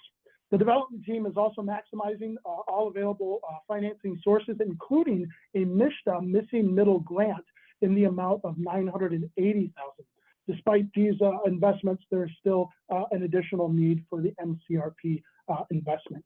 The City of Detroit has supported the project by providing the land acquisition and assisting with the missing middle application with MISHDA, and the development team anticipates the approval of a neighborhood enterprise zone tax abatement from the City of Detroit valued at over $2 million over a 15-year period. At this time, I will pass the presentation to my friend Aisha Boston with the City of Detroit to share what this project means for the community and the Corktown neighborhood. Aisha? Thank you, Joe. And thank you again, Mr. Chair and MFS Board, for the opportunity to represent the City of Detroit as well as speak on behalf of Left Field 2. Left Field 2 was designed specifically to meet the needs of current and future residents of Greater Corktown, bringing a diverse set of unit types based on resident preferences, feedback, and the overall fabric of historic Corktown neighborhood. As the second building within the first choice neighborhood housing phase, The 53 units in left field 2 are critical to promoting a mixed income neighborhood with high quality housing options for a range of households within the Choice Neighborhoods Transformation Plan. The project is in line with the city's efforts to provide affordable housing opportunities in areas experiencing rapidly rising rents. The City of Detroit is working closely with American community developers to ensure this project supports the city's efforts to promote a more equitable landscape for new developments in Detroit. Thank you all for your time and consideration. Thank you, Aisha. I now pass the baton to Mike Hassan, Vice President of American Community Developers. Mike? Thank you, Joe. Good morning, board. My name is Mike Essian. I'm the Vice President of American Community Developers. We're a national development firm that is proud to call Michigan and Detroit home. We are active in 13 states, and we specialize in affordable and mixed income housing with nearly 14,000 units in our portfolio. Thank you for considering our development known as Left Field, as mentioned in the city of Detroit and Corktown, and most specifically at the former home of the Detroit Tigers, Tiger Stadium. This is a unique development for us. It's market rate and missing middle with no affordable units as traditionally defined by HUD. It's also the first time that we've applied to this board for funding. So apart from this distinction, another key characteristic that's been mentioned is that this is part of a larger strategy with the city of Detroit and with HUD called the Choice Neighborhoods Initiative. And that pairs market rate housing with affordable housing. And each year, dozens of cities apply for a grant from HUD, but only 3 or 4 are awarded. In 2021, HUD awarded the city of Detroit more than $30 million to leverage with other funds to construct more than 800 new housing units in Corktown. High opportunity area in Detroit, where Ford Motor Company has invested over $1 billion to develop its autonomous and electric vehicle campus. And the goal of our housing plan, in conjunction with the city and HUD, is to ensure that housing options exist in this rapidly growing area for families of all incomes. Immediately adjacent to this building is the first phase of the Left Field project, which is an affordable and market rate building with rents and incomes between 30 and 80% AMI, as well as some unrestricted market rate units. As I mentioned, there are hundreds of additional units that we're working on in the city nearby. The Left Field project that's under consideration today represents a significant contribution of the market rate housing component of the Choice Neighborhoods Housing Plan. And as the development and growth of jobs in the area happens, it's important that we have housing so that we can compete with other parts of the country for talent and jobs. This development will be certified in GBS for energy efficiency. It will also include EV charging and best practices for stormwater management. We really appreciate the consideration of this board for funding this project and to support our goal. And thank you for your time. Thank you, Mike and Aisha, for your comments. We appreciate your perspective. To recap, this project meets the MCRP guidelines and meets MEDC's strategic focus areas of developing attractive places and supporting and growing Michigan's talent. And so therefore, staff recommends an MCRP performance-based direct loan award in the amount of up to $2,717,248 for Left Field 2 2022 LLC on the terms and conditions outlined in Exhibit A found in the resolution. Furthermore, staff recommends the approval of funds to be transferred from the investment fund for the specific purposes of this project through MCL 125.2088B subsection 2 to the MCRP program for the purposes of the program as authorized under the same. So at this time, we are available for any questions the board may have. Thank you. Thank you, Joe. Thank you to the development team. Thank you, City of Detroit. Board members, fellow board members, are there any questions for the presenters? If there are no questions, a motion is needed to conduct a roll call vote. Do we have such a motion? Hutcherson moves. Hutcherson moves, second by Messer to approve the request. Caitlin, please conduct a roll call vote. Dr. Effelter Kane. Yes. Mr. Eklund. Yes. Mr. Groen. Yes. Mr. Hutcherson. Yes. Mr. Cap. Yeah. Mr. Lockwood, Yes. Mr. Messer, Yes. Mr. Myring, Yes. Mr. Richardson, Yes. Mr. Rothstein, Yes. Ms. Tellier, Yes. Ms. Warner. Yes. Thank you. That concludes the vote. Thank you, Caitlin. The motion passes and recommendation is adopted. Congratulations, and we look forward to updates and seeing this project come into fruition. Next, we will go to attract, retain, and grow business. The project's part of the Make It in Michigan Economic Development Framework of people, places, and projects. We'll have 2 votes for Norm Fasteners Co. We'll welcome my colleague Sarah Bishop, Senior Business Development Project Manager, to present 2 separate resolutions to approve a Strategic Site Readiness Program grant and a Michigan Business Development Program grant for Norm Fasteners Company and the Lansing Economic Area Partnership. Sarah, take it away. Thank you, and good morning to everyone. Today, I will be presenting on behalf of Norm Fasteners Company. With me today, I have Karai Gerbuz, Business Unit Director and General Manager of Norm Fasteners, Karen Hildebrandt, City Manager of Bath Charter Township, as well as Bob Trezise, President and CEO of the Lansing Economic Area Partnership. Norm Fasteners is proposing to establish its first U.S.-based manufacturing facility in Bath Charter Township, Clinton County. The proposed project is to construct a 365,000 square foot manufacturing facility to produce externally threaded fasteners that directly support the automotive industry and will be used by automotive OEMs as well as their tiers. This project is expected to generate a total capital investment of $77 million, as well as create 200 high-paying jobs. Now I will turn it over to Karai Gerbuz with the company to talk more about the project.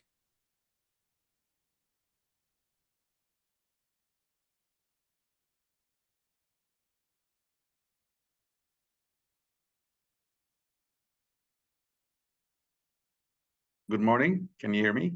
There you are. Okay, thank you. Yes. All right, great. Well, first of all, thanks to all members of the MSF board and participants for giving me the opportunity to represent Norm. My name is Koray Grubuz, and I'm the Business Unit Director and General Manager of Norm Fasteners Co. Norm Fasteners is a family-owned company headquartered in Izmir, Turkey, with approximately 4,200 employees globally and an annual revenue of around $500 million in 2022. Norm is a leading manufacturer of carbon steel fasteners, bolts, nuts, screws, and high-quality parts, and has also diversified into machines, additive, which we call 3D manufacturing, logistics, and marketing services. In recent years, Norm has been one of the fastest growing manufacturers in Turkey and was named one of the best managed companies in Turkey. And now with a 50-year tradition of operation excellence, committed to sustainability, Norm prides itself on operating the cleanest facilities of its kind, optimizing renewable energy, and joined the United Nations Global Compact as further demonstration of this core value. Currently operating in 9 different countries, Norm initiated its United States presence in 2018 with warehousing in Lansing, with a current facility in Windsor Township, now employs 19 Michigan residents. Since the initial launch of our U.S. operations 5 years ago, we've experienced steady sales growth, leading to a proposed investment project that would commence American manufacturing operations. Norm plans to construct a new 265,000 square foot manufacturing facility on a selected site in Bath Charter Township, where it will manufacture externally threaded fasteners. The $77 million investment project will create about 200 good-paying jobs, ranging from entry-level and administrative positions to DNC level executives with competitive pay and benefit packages. Norm had many options on where to locate this facility across North America and developed many feasibility analysis for different parts of the U.S. as well as outside the U.S. The location decision for homing our manufacturing facility was not just about efforts for optimizing supply chain efficiency.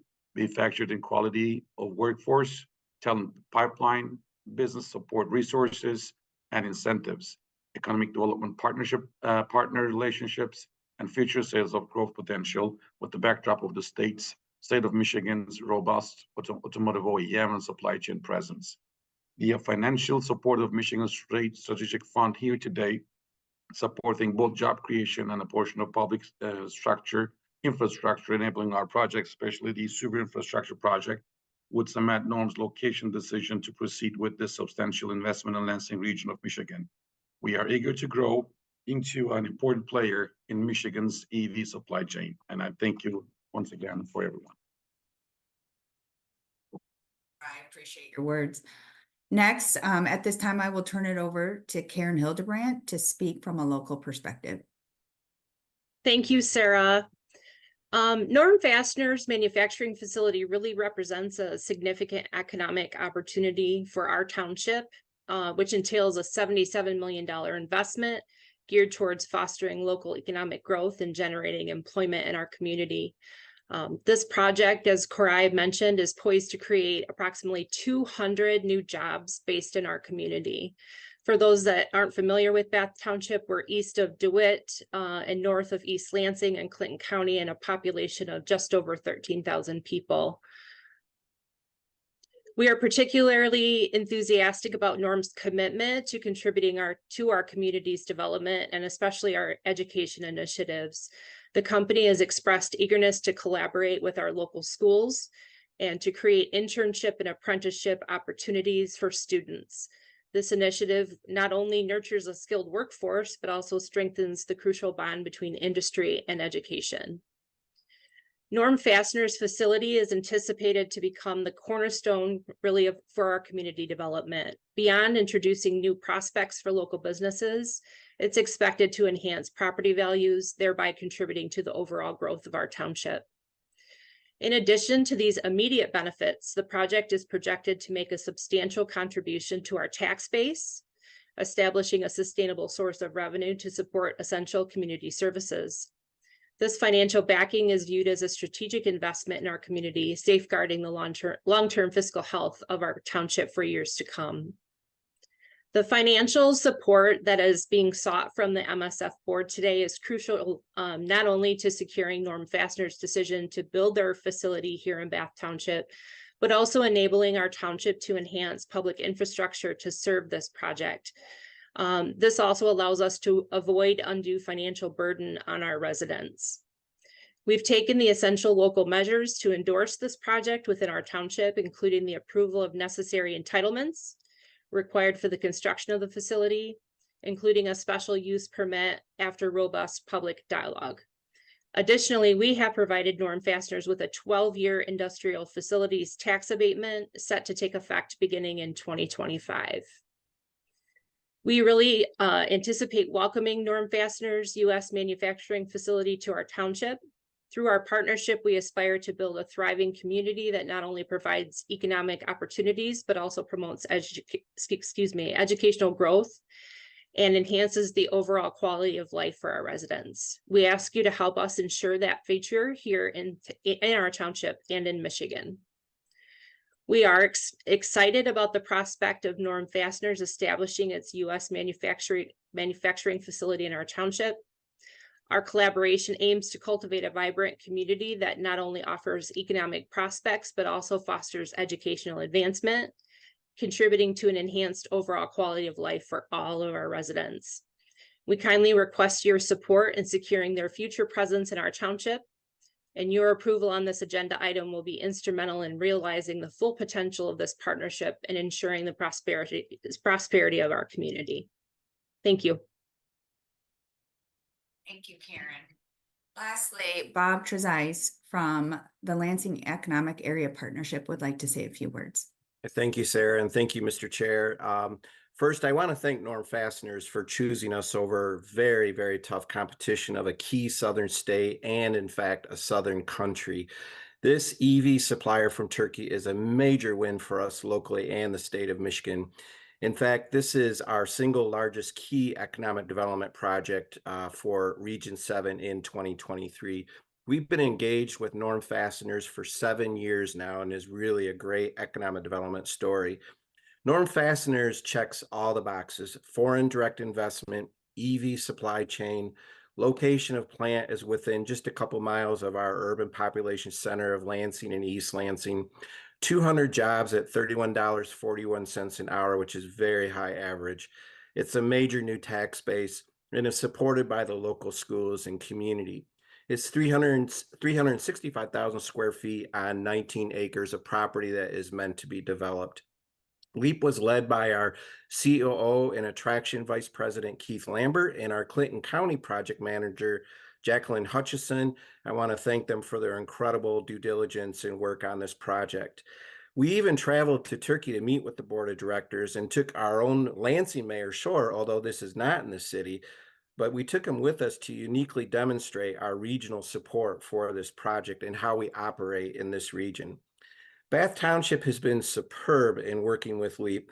Many open public hearings and meetings have taken place and all approvals have been completed, as Karen noted.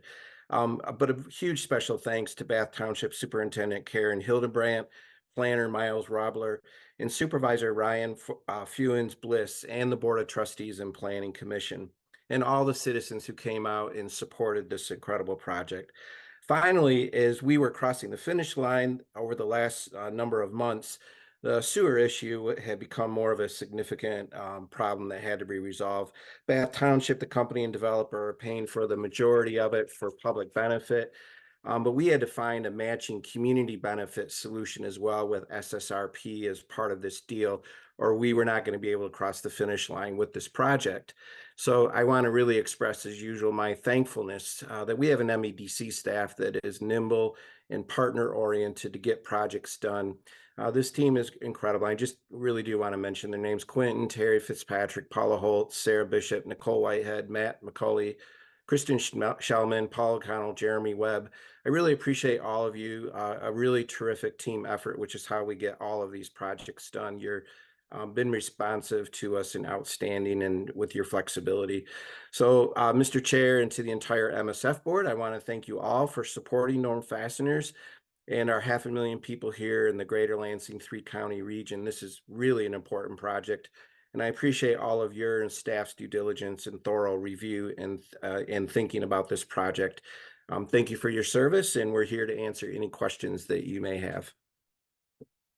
Thank you, Bob.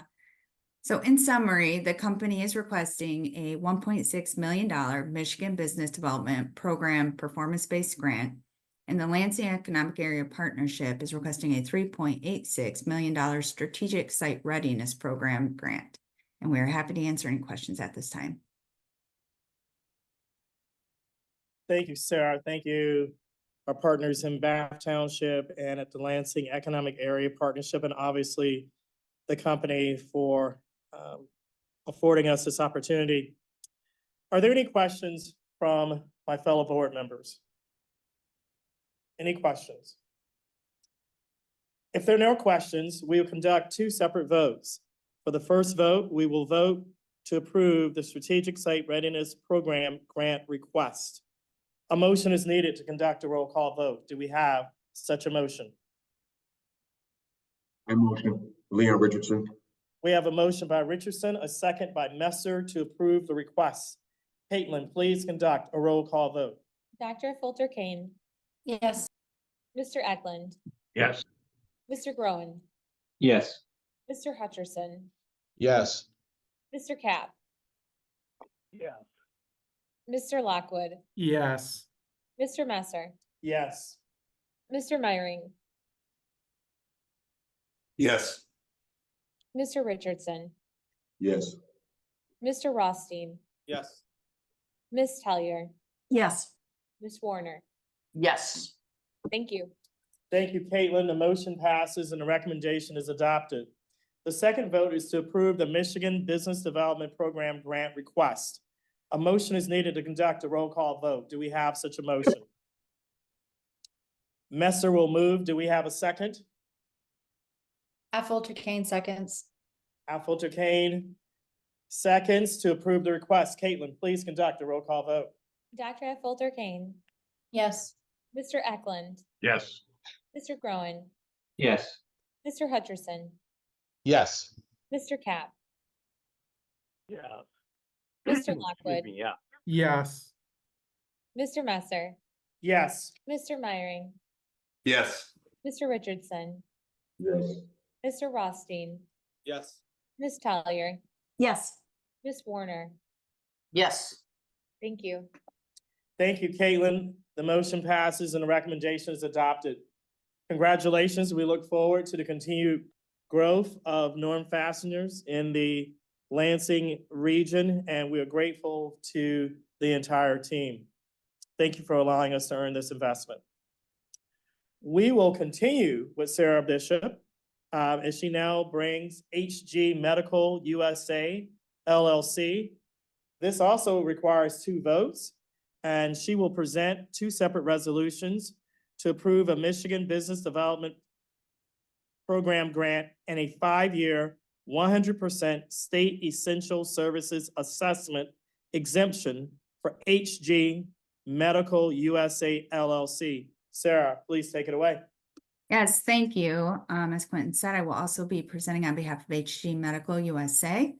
With me today, I have Craig Blewett, the CEO of HG Medical, as well as Amanda Murray, Vice President of Business Solutions at Lakeshore Advantage. HG Medical, the world's premier contract manufacturer of orthopedic extremity implants, is proposing to expand its U.S.-based manufacturing with its first Michigan site in the city of Holland, Ottawa County. The company intends to establish a new manufacturing center by leasing a 100,000 square foot facility where it will produce orthopedic extremity implants. This project is expected to generate a total capital investment of $41 million and create 180 new jobs.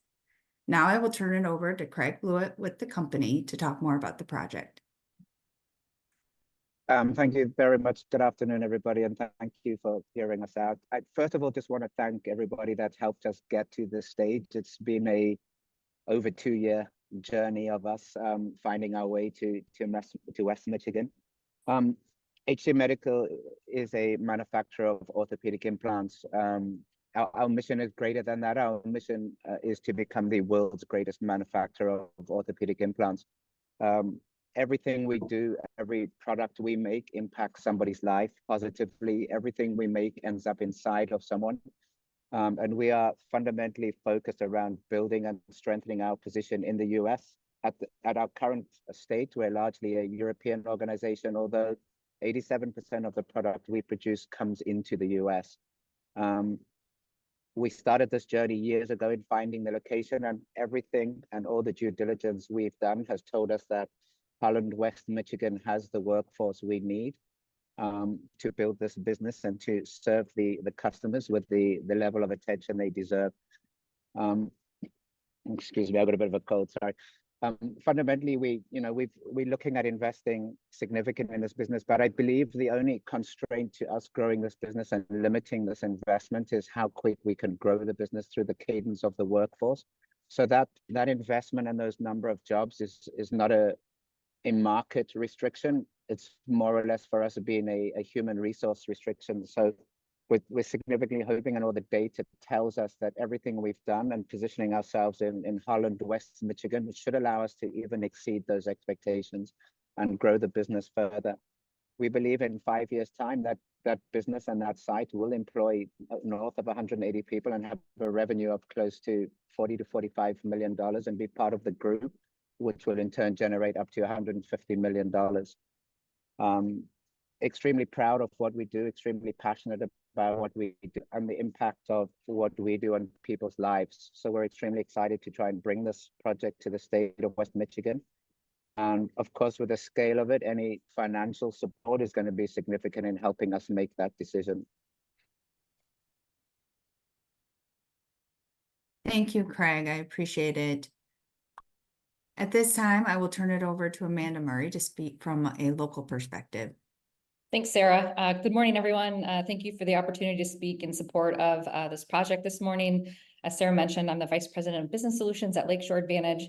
We're the economic development organization that covers the region that this project is being proposed in. And, we really are honored that HG Medical is considering Holland as a location for this expansion and the home of their new state-of-the-art facility.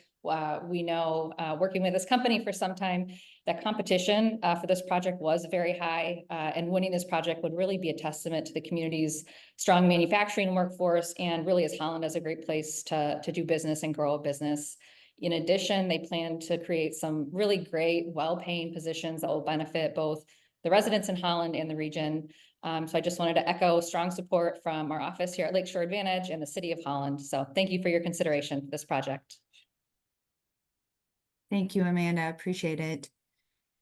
In summary, the company is requesting a $1.8 million Michigan Business Development Program performance-based grant and a 5-year 100% CESA exemption valued at up to $237,840, waiving the commencement requirement, all to support this attraction project for Michigan and reinforce the state's effort to position itself as a leader in the medical device technology industry. We're happy to answer any questions at this time. Thank you, Sarah and team, for affording us this opportunity to earn this investment. Fellow members of the board, are there any questions? If there are no questions, we will conduct 2 separate votes.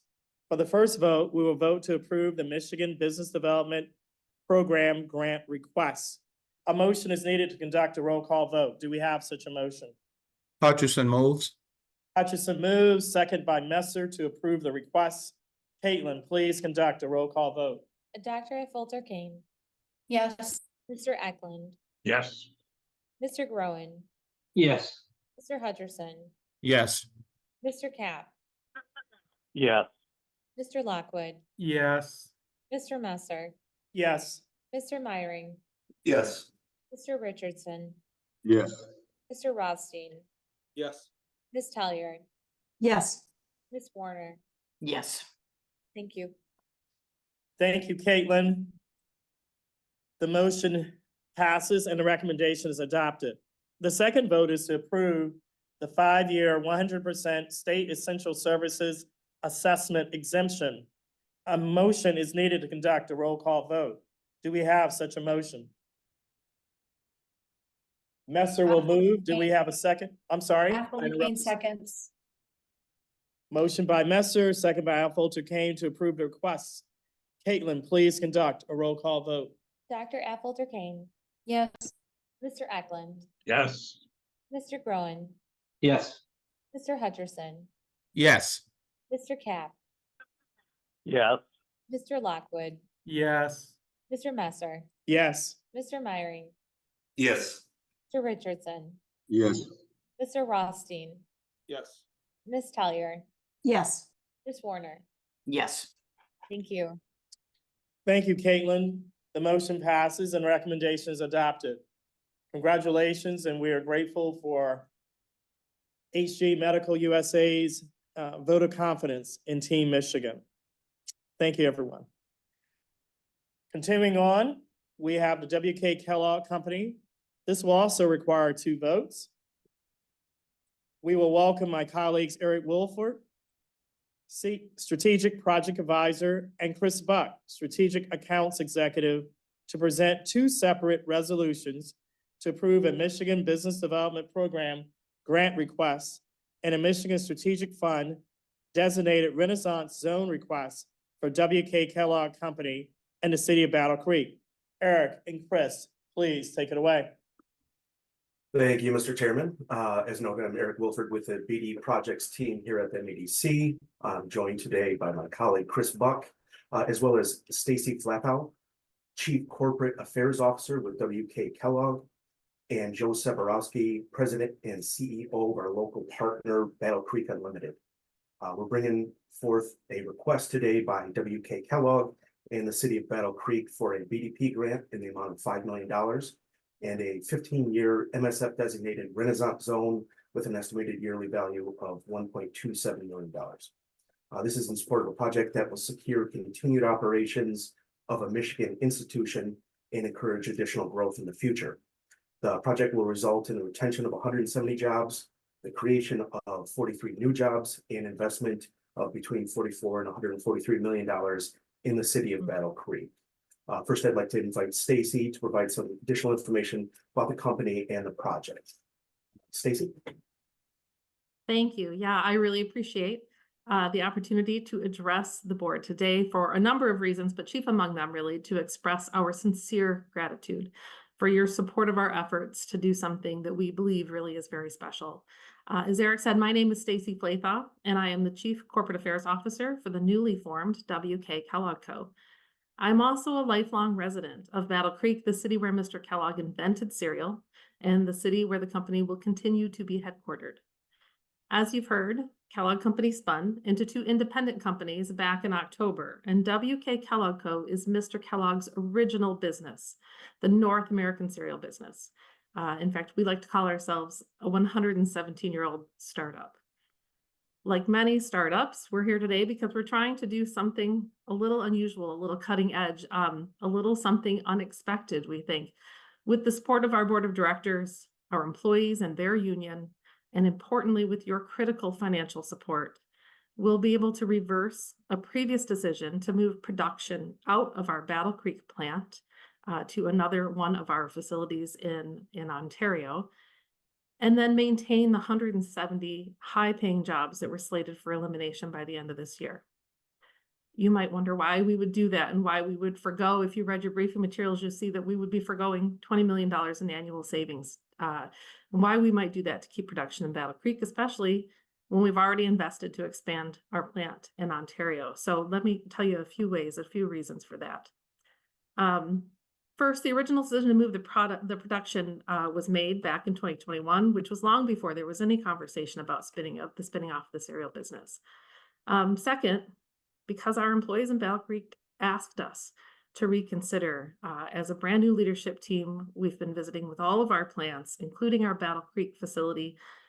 And the employees there asked us during one of those visits if there was any chance, as a new company with a new strategy, if we could possibly reconsider. And then that spurred production, really productive conversations about how we might work differently there to drive some long-term efficiency and make them more competitive in their own network. We are seeing some green shoots of some real engagement at our Battle Creek plant in recent months, and we're very optimistic that that will continue. And third and finally, because as a new company, one that sort of was born in Battle Creek, Michigan, one that has continued to be here for the last 117 years, we believe as a new company and a new leadership team that this is the right thing to do, not only for the business, not only for our employees, but for our community as well. It would be very difficult, as your team and I have discussed for months now, to do any of those things without your support. But with it, not only can we maintain those jobs in Battle Creek, but we'll add more jobs, and we will invest millions of dollars in our facility and in training our employees to better position them for future growth and development. Before I close, I'd like to thank Eric and to thank Chris from the MDC for their guidance and support, and as well as Joe Soborowski, who you'll hear from in a moment, and Rebecca Fleury, our Battle Creek City Manager, for their ongoing partnership. And finally, my sincere thanks to the MSF for your consideration and what we hope will be a vote to approve our request. Thank you. Thanks, Stacey. Now I'd like to turn it over to Joe to speak on behalf of the project's impact to the local community. Good afternoon, Chairman Messer, the MSF board. It's a pleasure to be here today to speak with you all.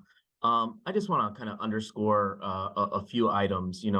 We're here because the city, the company, and their union came together along with the MEDC to take an opportunity to preserve some of the highest paying manufacturing jobs in the state of Michigan in our community. These are some of the highest paid and highest benefited jobs in the state of Michigan. And without these dollars that will be utilized towards training or the Renaissance Zone, which the city of Battle Creek has voted on unanimously to support, this wouldn't be possible. So we're taking an opportunity to preserve jobs and set up the WK Kellogg Co. for future growth right here in Battle Creek. And I just want to underscore, I heard the word nimbleness earlier on a earlier presentation. The MEDC and the staff went above and beyond to really be nimble and figure out how can we be Team Michigan and preserve these jobs in Michigan without losing these jobs to another state or another country, and set this plan up for success in the future. And we're really grateful for it, from Battle Creek Unlimited, the city of Battle Creek, and everybody on this call. Thank you. Appreciate that, Joe. So in order to secure the project, we're bringing forward a request on behalf of the company for a $5 million BDP grant, as well as the MSF designated Renaissance Zone.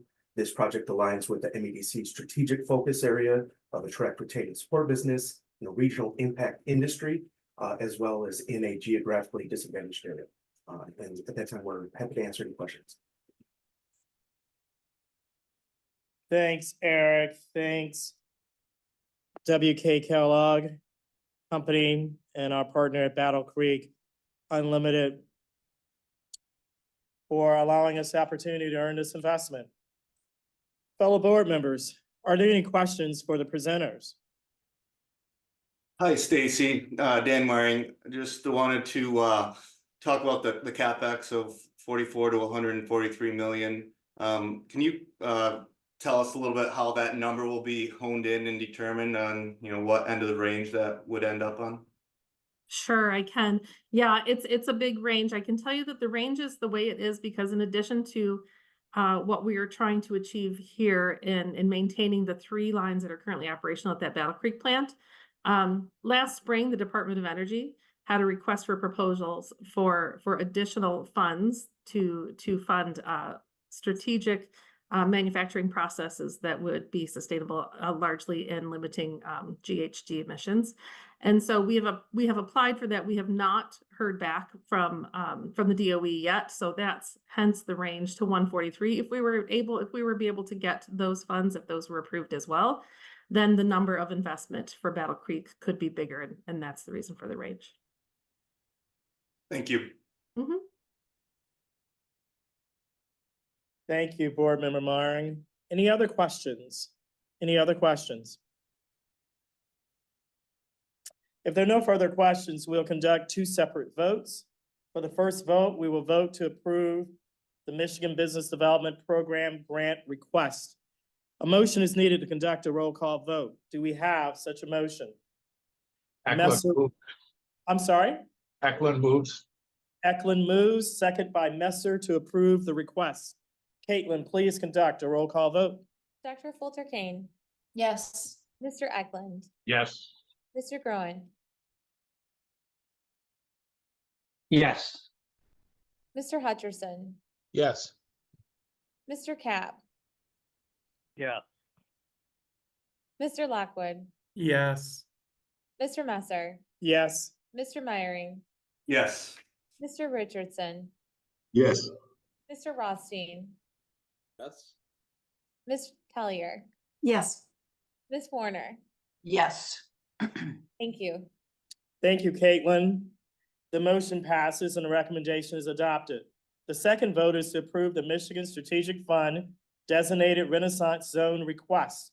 A motion is needed to conduct a roll call vote. Do we have such a motion? Messer will move. Do we have a second? Fulter Kane seconds. We have a second by Al Fulter Kane to approve the request. Caitlin, please conduct a roll call vote. Dr. Fulter Kane, Yes. Mr. Eklund, Yes. Mr. Groen, Yes. Mr. Hutcherson, Yes. Mr. Cap, Yeah.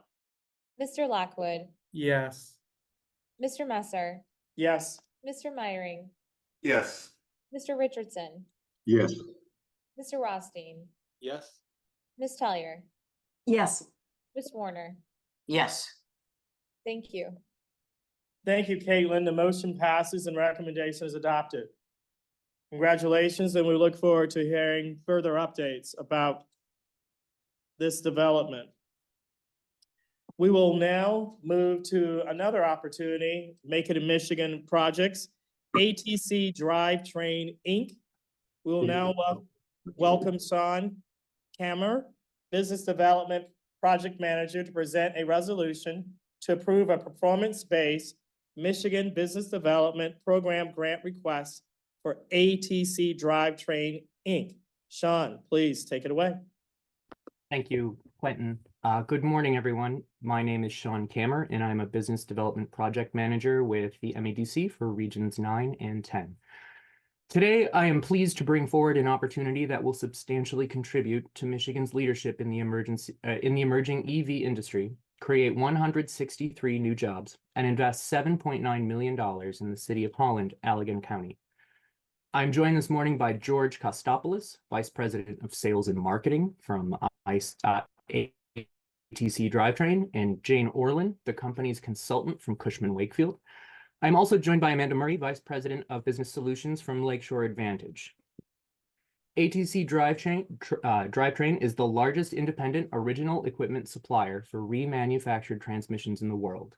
The company has been rapidly expanding around the globe, having acquired several European companies, employing approximately 1,000 people, and has operations in the United Kingdom and China. Now the company is looking to expand its North American footprint. In North America, the company operates in Oklahoma, Tennessee, and Michigan with its current regional headquarters in Farmington Hills. The company continues to expand its remanufacturing competencies to support the industry's global migration to electrification, including remanufacturing batteries for EV vehicles. The company is planning to expand its North American operations at a newly constructed facility in the city of Holland that will include space for battery remanufacturing, electric drive unit remanufacturing, electronics remanufacturing, and battery second life applications. The company has engaged the state of Tennessee on potential incentives. The project is expected to be a 5-year project to expand its Holland facility to 170,000 square feet, hire 163 workers, and invest $7.9 million dedicated to EV battery remanufacturing. To secure the project in Michigan, the request before the board is a $2 million MBDP grant. The impact of this project is expected to result in more EV battery-related mobility and automotive remanufacturing in the state in a regionally disadvantaged area. At this time, I'm happy to turn it over to Mr. Kostopoulos, who wishes to make a statement to the board. Thank you, Sean. My name is George Kostopoulos. I'm Vice President responsible for global sales and marketing at ATC Drivetrain. We're based in Farmington Hills, Michigan, and we're an 83-year-old company that was founded with the intent to remanufacture products for the automotive industry. And we retain that focus today, having diversified into EVs as well. And on behalf of the company, I want to thank the state of Michigan, the board, the EDC, and the staff for their support in this important project for us. We're really excited about this project and look forward to working with you in the future to expand our business and develop new opportunities. Thank you, Mr. Kostopoulos. At this time, I would like to turn it over to Amanda Murray from Lakeshore Advantage to speak on local support. Thanks, Sean. Good morning again, everyone. As I mentioned, my name is Amanda Murray. I'm the Vice President of Business Solutions at Lakeshore Advantage. And our region is within where this project is proposed. And I just wanted to speak in support of approving this project. And, we're extremely grateful for ATC Drivetrain's proposed project in this area. As mentioned earlier, ATC acquired a company called Global Battery Solutions in 2022. And that is really, that was a company that was really homegrown. They were a startup that worked with Lakeshore Advantage years ago. They've seen tremendous growth, and this would just be a great success story for the Holland area, but Michigan as a whole of a local company that's now enjoyed great growth and providing them the opportunity to continue to grow in West Michigan, to consolidate operations, and really build this EV center of excellence. Their continued growth here will have a positive rippling effect in our community and will really continue to cement West Michigan as a leader in the future of automotive electrification. My team spent significant time supporting the company throughout this decision process, and we're happy to see it potentially come to reality. So they have strong support from Lakeshore Advantage along with the City of Holland.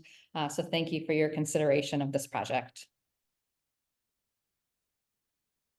Thank you, Amanda. In summary, to secure the project in Michigan, the request before the board is a $2 million performance-based grant in the city of Holland, Allegan County. I would like to thank the board for its consideration this morning, and I'm happy to take any questions at this time.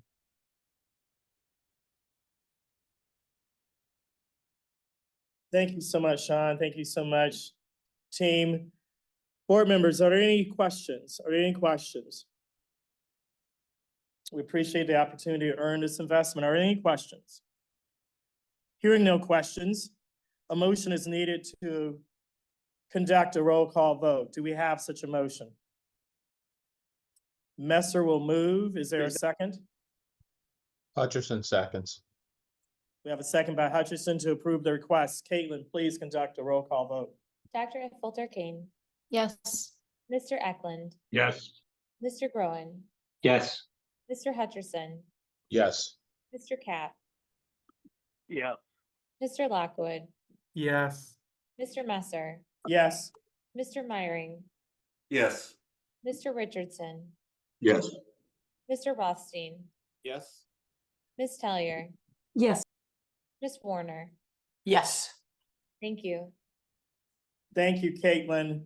The motion passes and recommendation is adopted. Congratulations. We appreciate this vote of confidence in Team Michigan. Thank you so much. Look forward to hearing further updates. Next, we will go to Scout Motors. We will welcome my colleague, Vlatko Thomas Bobics, Investment Promotion Director, as well as I believe my dear friend Jeremy Webb, who is head of our incentive team, will present a resolution to approve a performance-based Michigan Business Development Program grant request for Scout Motors, Inc. Vlatko, please take it away. Good morning. Thank you, Quinton, and thank you to the board for the consideration. My name is Vlatko Tomic Bobis, and I'm the investment director with the MEDC. I'm here to present a terrific opportunity for Michigan to attract a new research and development facility from a newly formed OEM, which will result in the creation of 200 high-paying jobs and result in $11 million in private investment for the city of Novi. Scout Motors, a subsidiary of Volkswagen Group, is an independent U.S. automotive manufacturer formed in 2022 to design and manufacture all-electric trucks and rugged SUVs rooted in the same tradition that made the original Scout an American icon. Scout is evaluating locations to establish their newly created innovation center that will house product design and engineering teams. With me today, I have Christopher Condon, Chief Financial Officer at Scout Motors, who will give a brief overview of the project. Hi, Vlatko. Thank you for the introduction. Good morning, members of the board. As Vlatko said, I'm Chris Condon. I'm the CFO for Scout Motors. Happy to be here today representing our fast-growing company. We were founded in 2022, and our mission is clear: to craft all-electric trucks and rugged SUVs and make sure they're rooted in the same tradition that made the original Scout an American icon. What we have in front of us is an incredibly unique, once-in-a-lifetime in our industry, awesome opportunity to revitalize this legendary brand and also, let's be clear, manufacture it here in America. We're committed to honoring Scout's hardworking heritage, but also for a bit of a new spin, inject fresh American ingenuity and innovation as we work to design, engineer, and of course, manufacture a new era of iconic all-purpose vehicles. At Scout, we believe that our people are our greatest asset. And for all of this to be possible, we must build a talented, diverse, and innovative workforce to achieve our mission. And that's why we believe Michigan is the ideal location for the Scout Innovation Center, which will serve as our home for the growing product, design, engineering, and some of our cross-functional teams. With the economic development support we've seen from the state and the Oakland County, we're confident that our Scout Innovation Center would thrive in Michigan due to the state's deep automotive roots, your continued investment into innovation, and of course, your ongoing ability to attract and train a highly skilled workforce. We're grateful for the cooperation and support we've been receiving from a very early day here at Scout, from Governor Whitmer, the MEDC, the Michigan Strategic Fund, Oakland County, Oakland Community College, and really just anyone who's been involved in the project from the state of Michigan, who's helping to make this important investment possible and for Scout Motors to become a new EV reality. We look forward to partnering with you as we grow our presence and our team in Michigan. Thank you very much. Thank you, Chris. The company also considered competing locations in various southern states for this project. Proximity to the company's vehicle assembly operations in South Carolina, upfront and ongoing cost advantages, and significant incentive packages made for stiff competition on this project. Although Michigan's existing automotive engineering talent makes the state attractive, incentives are needed to ensure this project moves forward in Michigan. I would also like to thank the city of Novi Oakland County for their partnership and support. And now I would like to introduce Maureen Kraus with the DRP for a brief comment.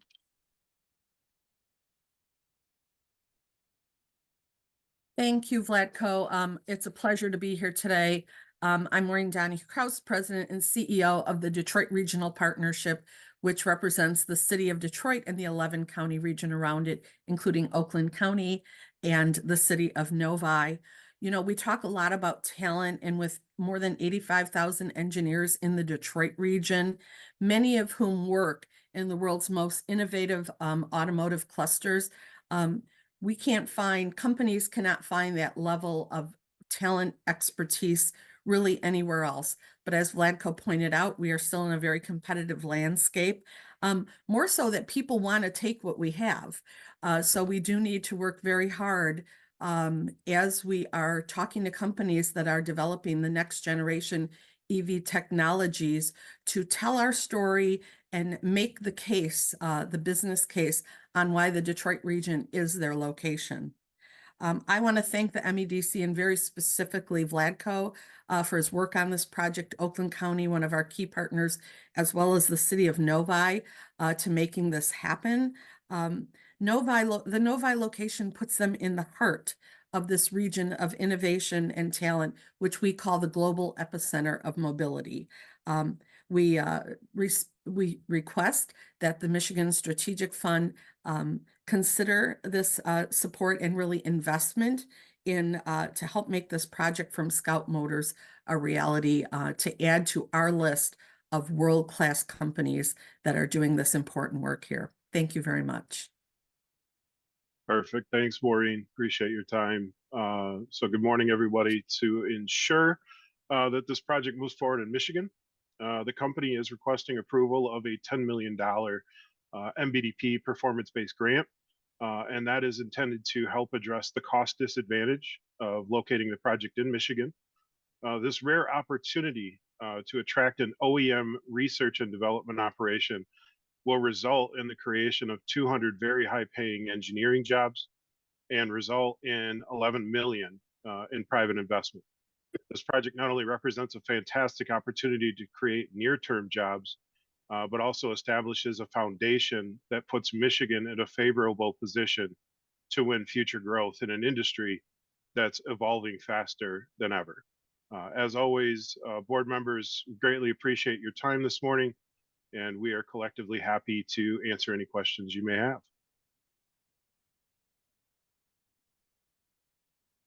Thank you so much, Vlatko, Jeremy, Maureen, Chris. We appreciate the opportunity to earn this investment for Team Michigan. Fellow board members, are there any questions? Are there any questions for the presenters? Hi, Chris. Dan Maring. Thanks for presenting today. I know you mentioned a few, but just wondered if you can share a little bit more detail about your evaluation process versus, you know, locating next to your manufacturing in South Carolina, on how you chose Michigan, and is it mainly the investment that we're talking about that pushed you over the edge, or just a little more detail on the other factors? Yeah, thanks, Dan, for the question. Yeah, when you're solving where you're going to build your infrastructure and build your company, right, you're solving for multiple variables. So I've got CapEx and financial restraints. I've got the workforce and making sure I find a way to acquire the workforce that'll deliver the car.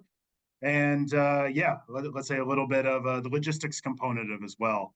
So maybe some southern options closest to our factory in South Carolina would have made sense for, let's say, synergies of equipment, keeping some logistical things a little bit more simpler. But we strongly believed in the talent of Michigan and what Michigan can provide, what it's done for the automotive industry for all these years, and what we expect it to do for Scout. So when we lean in that direction, that's great that we can say this is where these are where the people are that are going to fill the jobs that we need, but we still have to solve for the other variables when it comes to the CapEx and some of these things. So this is where this grant would go a tremendous way to help solve for that. The cost may be a little bit higher. You may be a little bit less efficient being in a separate state, but believing in the workforce, believing in the commitment to innovation is largely coupled, I would say, with this potential grant is really what helped us come as leadership team to this decision and recommendation.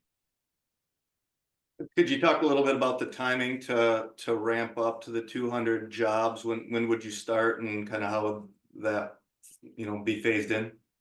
Yeah, so we have already started. It's been a combination of hiring new scouts here in the Michigan area, engineers, designers, many from competitors, many from just other fields entirely. Having a facility for them all to work in is great to get them a little bit out of their individual home offices and really collaborate, which is what you need in order to bring brand new vehicles to the market. So we open the doors immediately, and then in true startup fashion, we have to do a couple things in parallel. We need to upgrade the facility. We need to go get the test equipment that we lack at the moment for the facility, but all the while we are hiring scouts and they will call Novi home. And how long do you think it would ramp up to 200 jobs? We'll be at 200 comfortably within the next 1 to 2 years. Thanks, Chris. Thanks, Board Member Martin. Any other questions? Any other questions? I have not so much a question. I think Dan asked the questions that I was interested in knowing too. So thank you, Dan.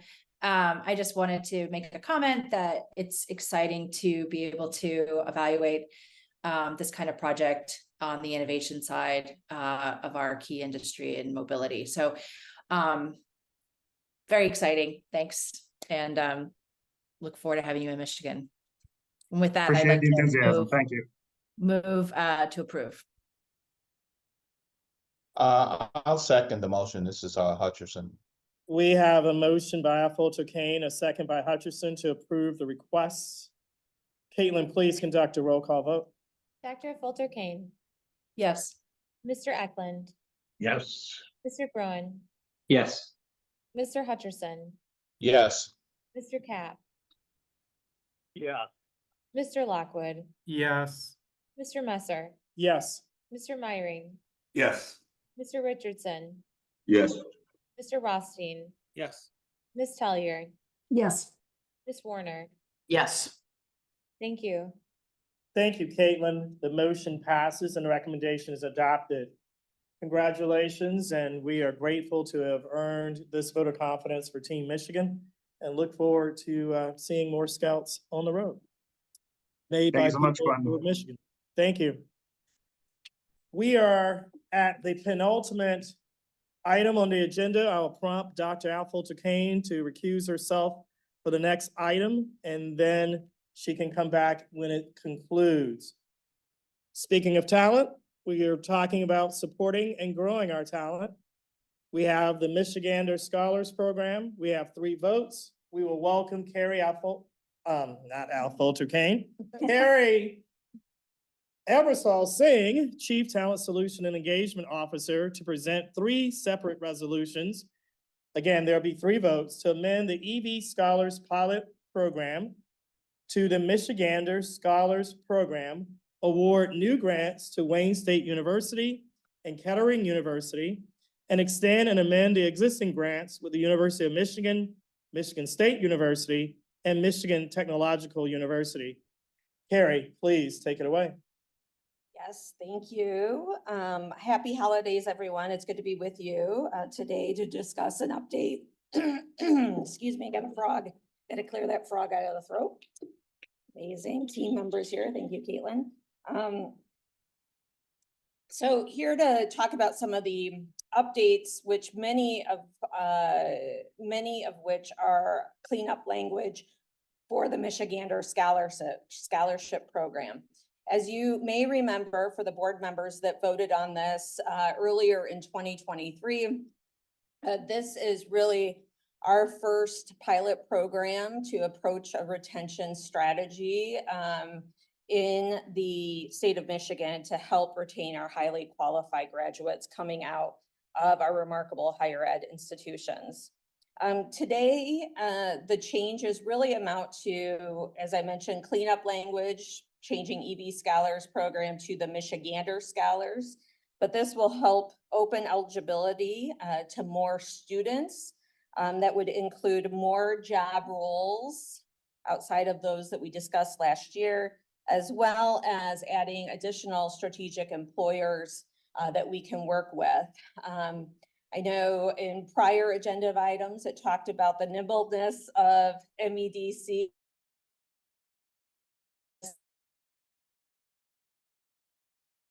are seeking here as it relates to talent in the great state of Michigan, and just want to connect, as you see on the slide, the reasons for board support include, this is again our pilot program that we've been functioning since March 1st of 2023, supporting strategic industries, retaining top talent coming out of our higher ed institutions, and continuing to work to make Michigan a top 10 state for employers to grow their businesses.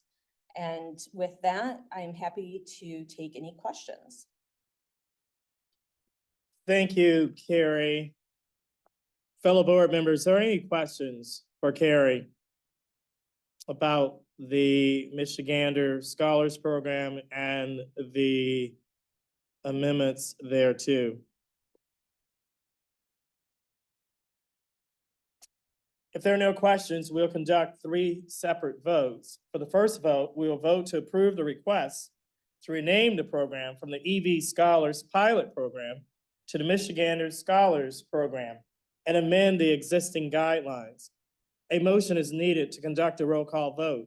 Do we have such a motion? So moved. Cap moves Cap move. and Warner seconds to approve the request. Caitlin, please conduct a roll call vote. Dr. Fulter Kane is recused, pardon me.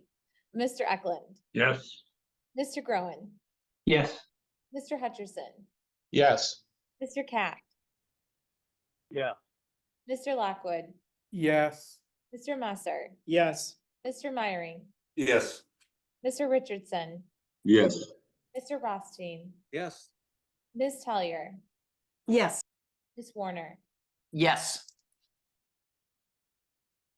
Thank you so much, Caitlin. The motion passes and the recommendation is adopted. The second vote is to approve the request to award the Michigander Scholars Program grants to Wayne State University and Kettering University. A motion is needed to conduct a roll call vote. Do we have such a motion? Messer will move. Do we have a second? Yeah. Warner. We had 2 seconds, Cap and Warner, to approve the request. Caitlin, please conduct a roll call vote. Mr. Eklund, Yes. Mr. Groen, Yes. Mr. Hutcherson,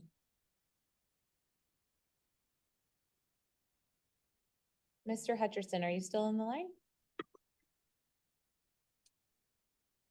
Mr. Cap, Yeah. Mr. Lockwood, Yes. Mr. Musser, Yes. Mr. Myring, Yes. Mr. Richardson, Yes. Mr. Rothstein, Yes. Ms. Tellier, Yes. Ms. Warner. Yes. Thank you. Thank you, Caitlin. The motion passes and the recommendation is adopted.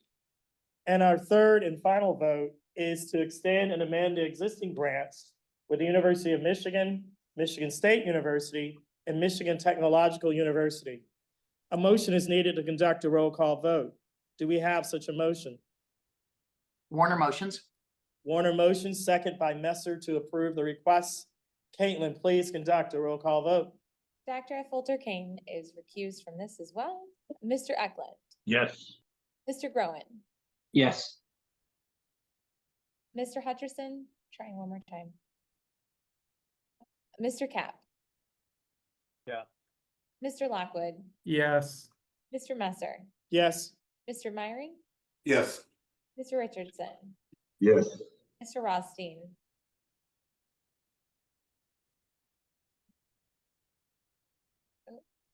Or Mr. yes, Rothstein. yes. Thank That's 3 you. votes. Thank you. Ms. Tellier, Yes. Ms. Warner. Yes. Thank you. That concludes the vote. Thank you so much, Caitlin. The motion passes and the recommendation is adopted. Thank you so much, Carrie, and to your entire Talent Solutions team, as well as your partners in higher ed. Dr. Alfolter Kane, you can rejoin us as we get to the final piece of business in calendar year 2023. For our last item of business, there's a monthly delegated authority report was included in the board's packet. Are there any questions regarding the report?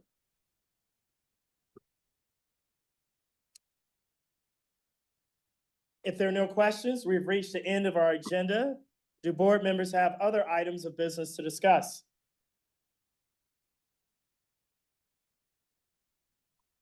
Hearing none, it is 11:20 a.m. Eastern Standard Time, and I declare this meeting adjourned. Happy holidays, and this concludes our meeting. Happy holidays. Thanks, everybody. Please stay safe and well. Thank you. Thank you.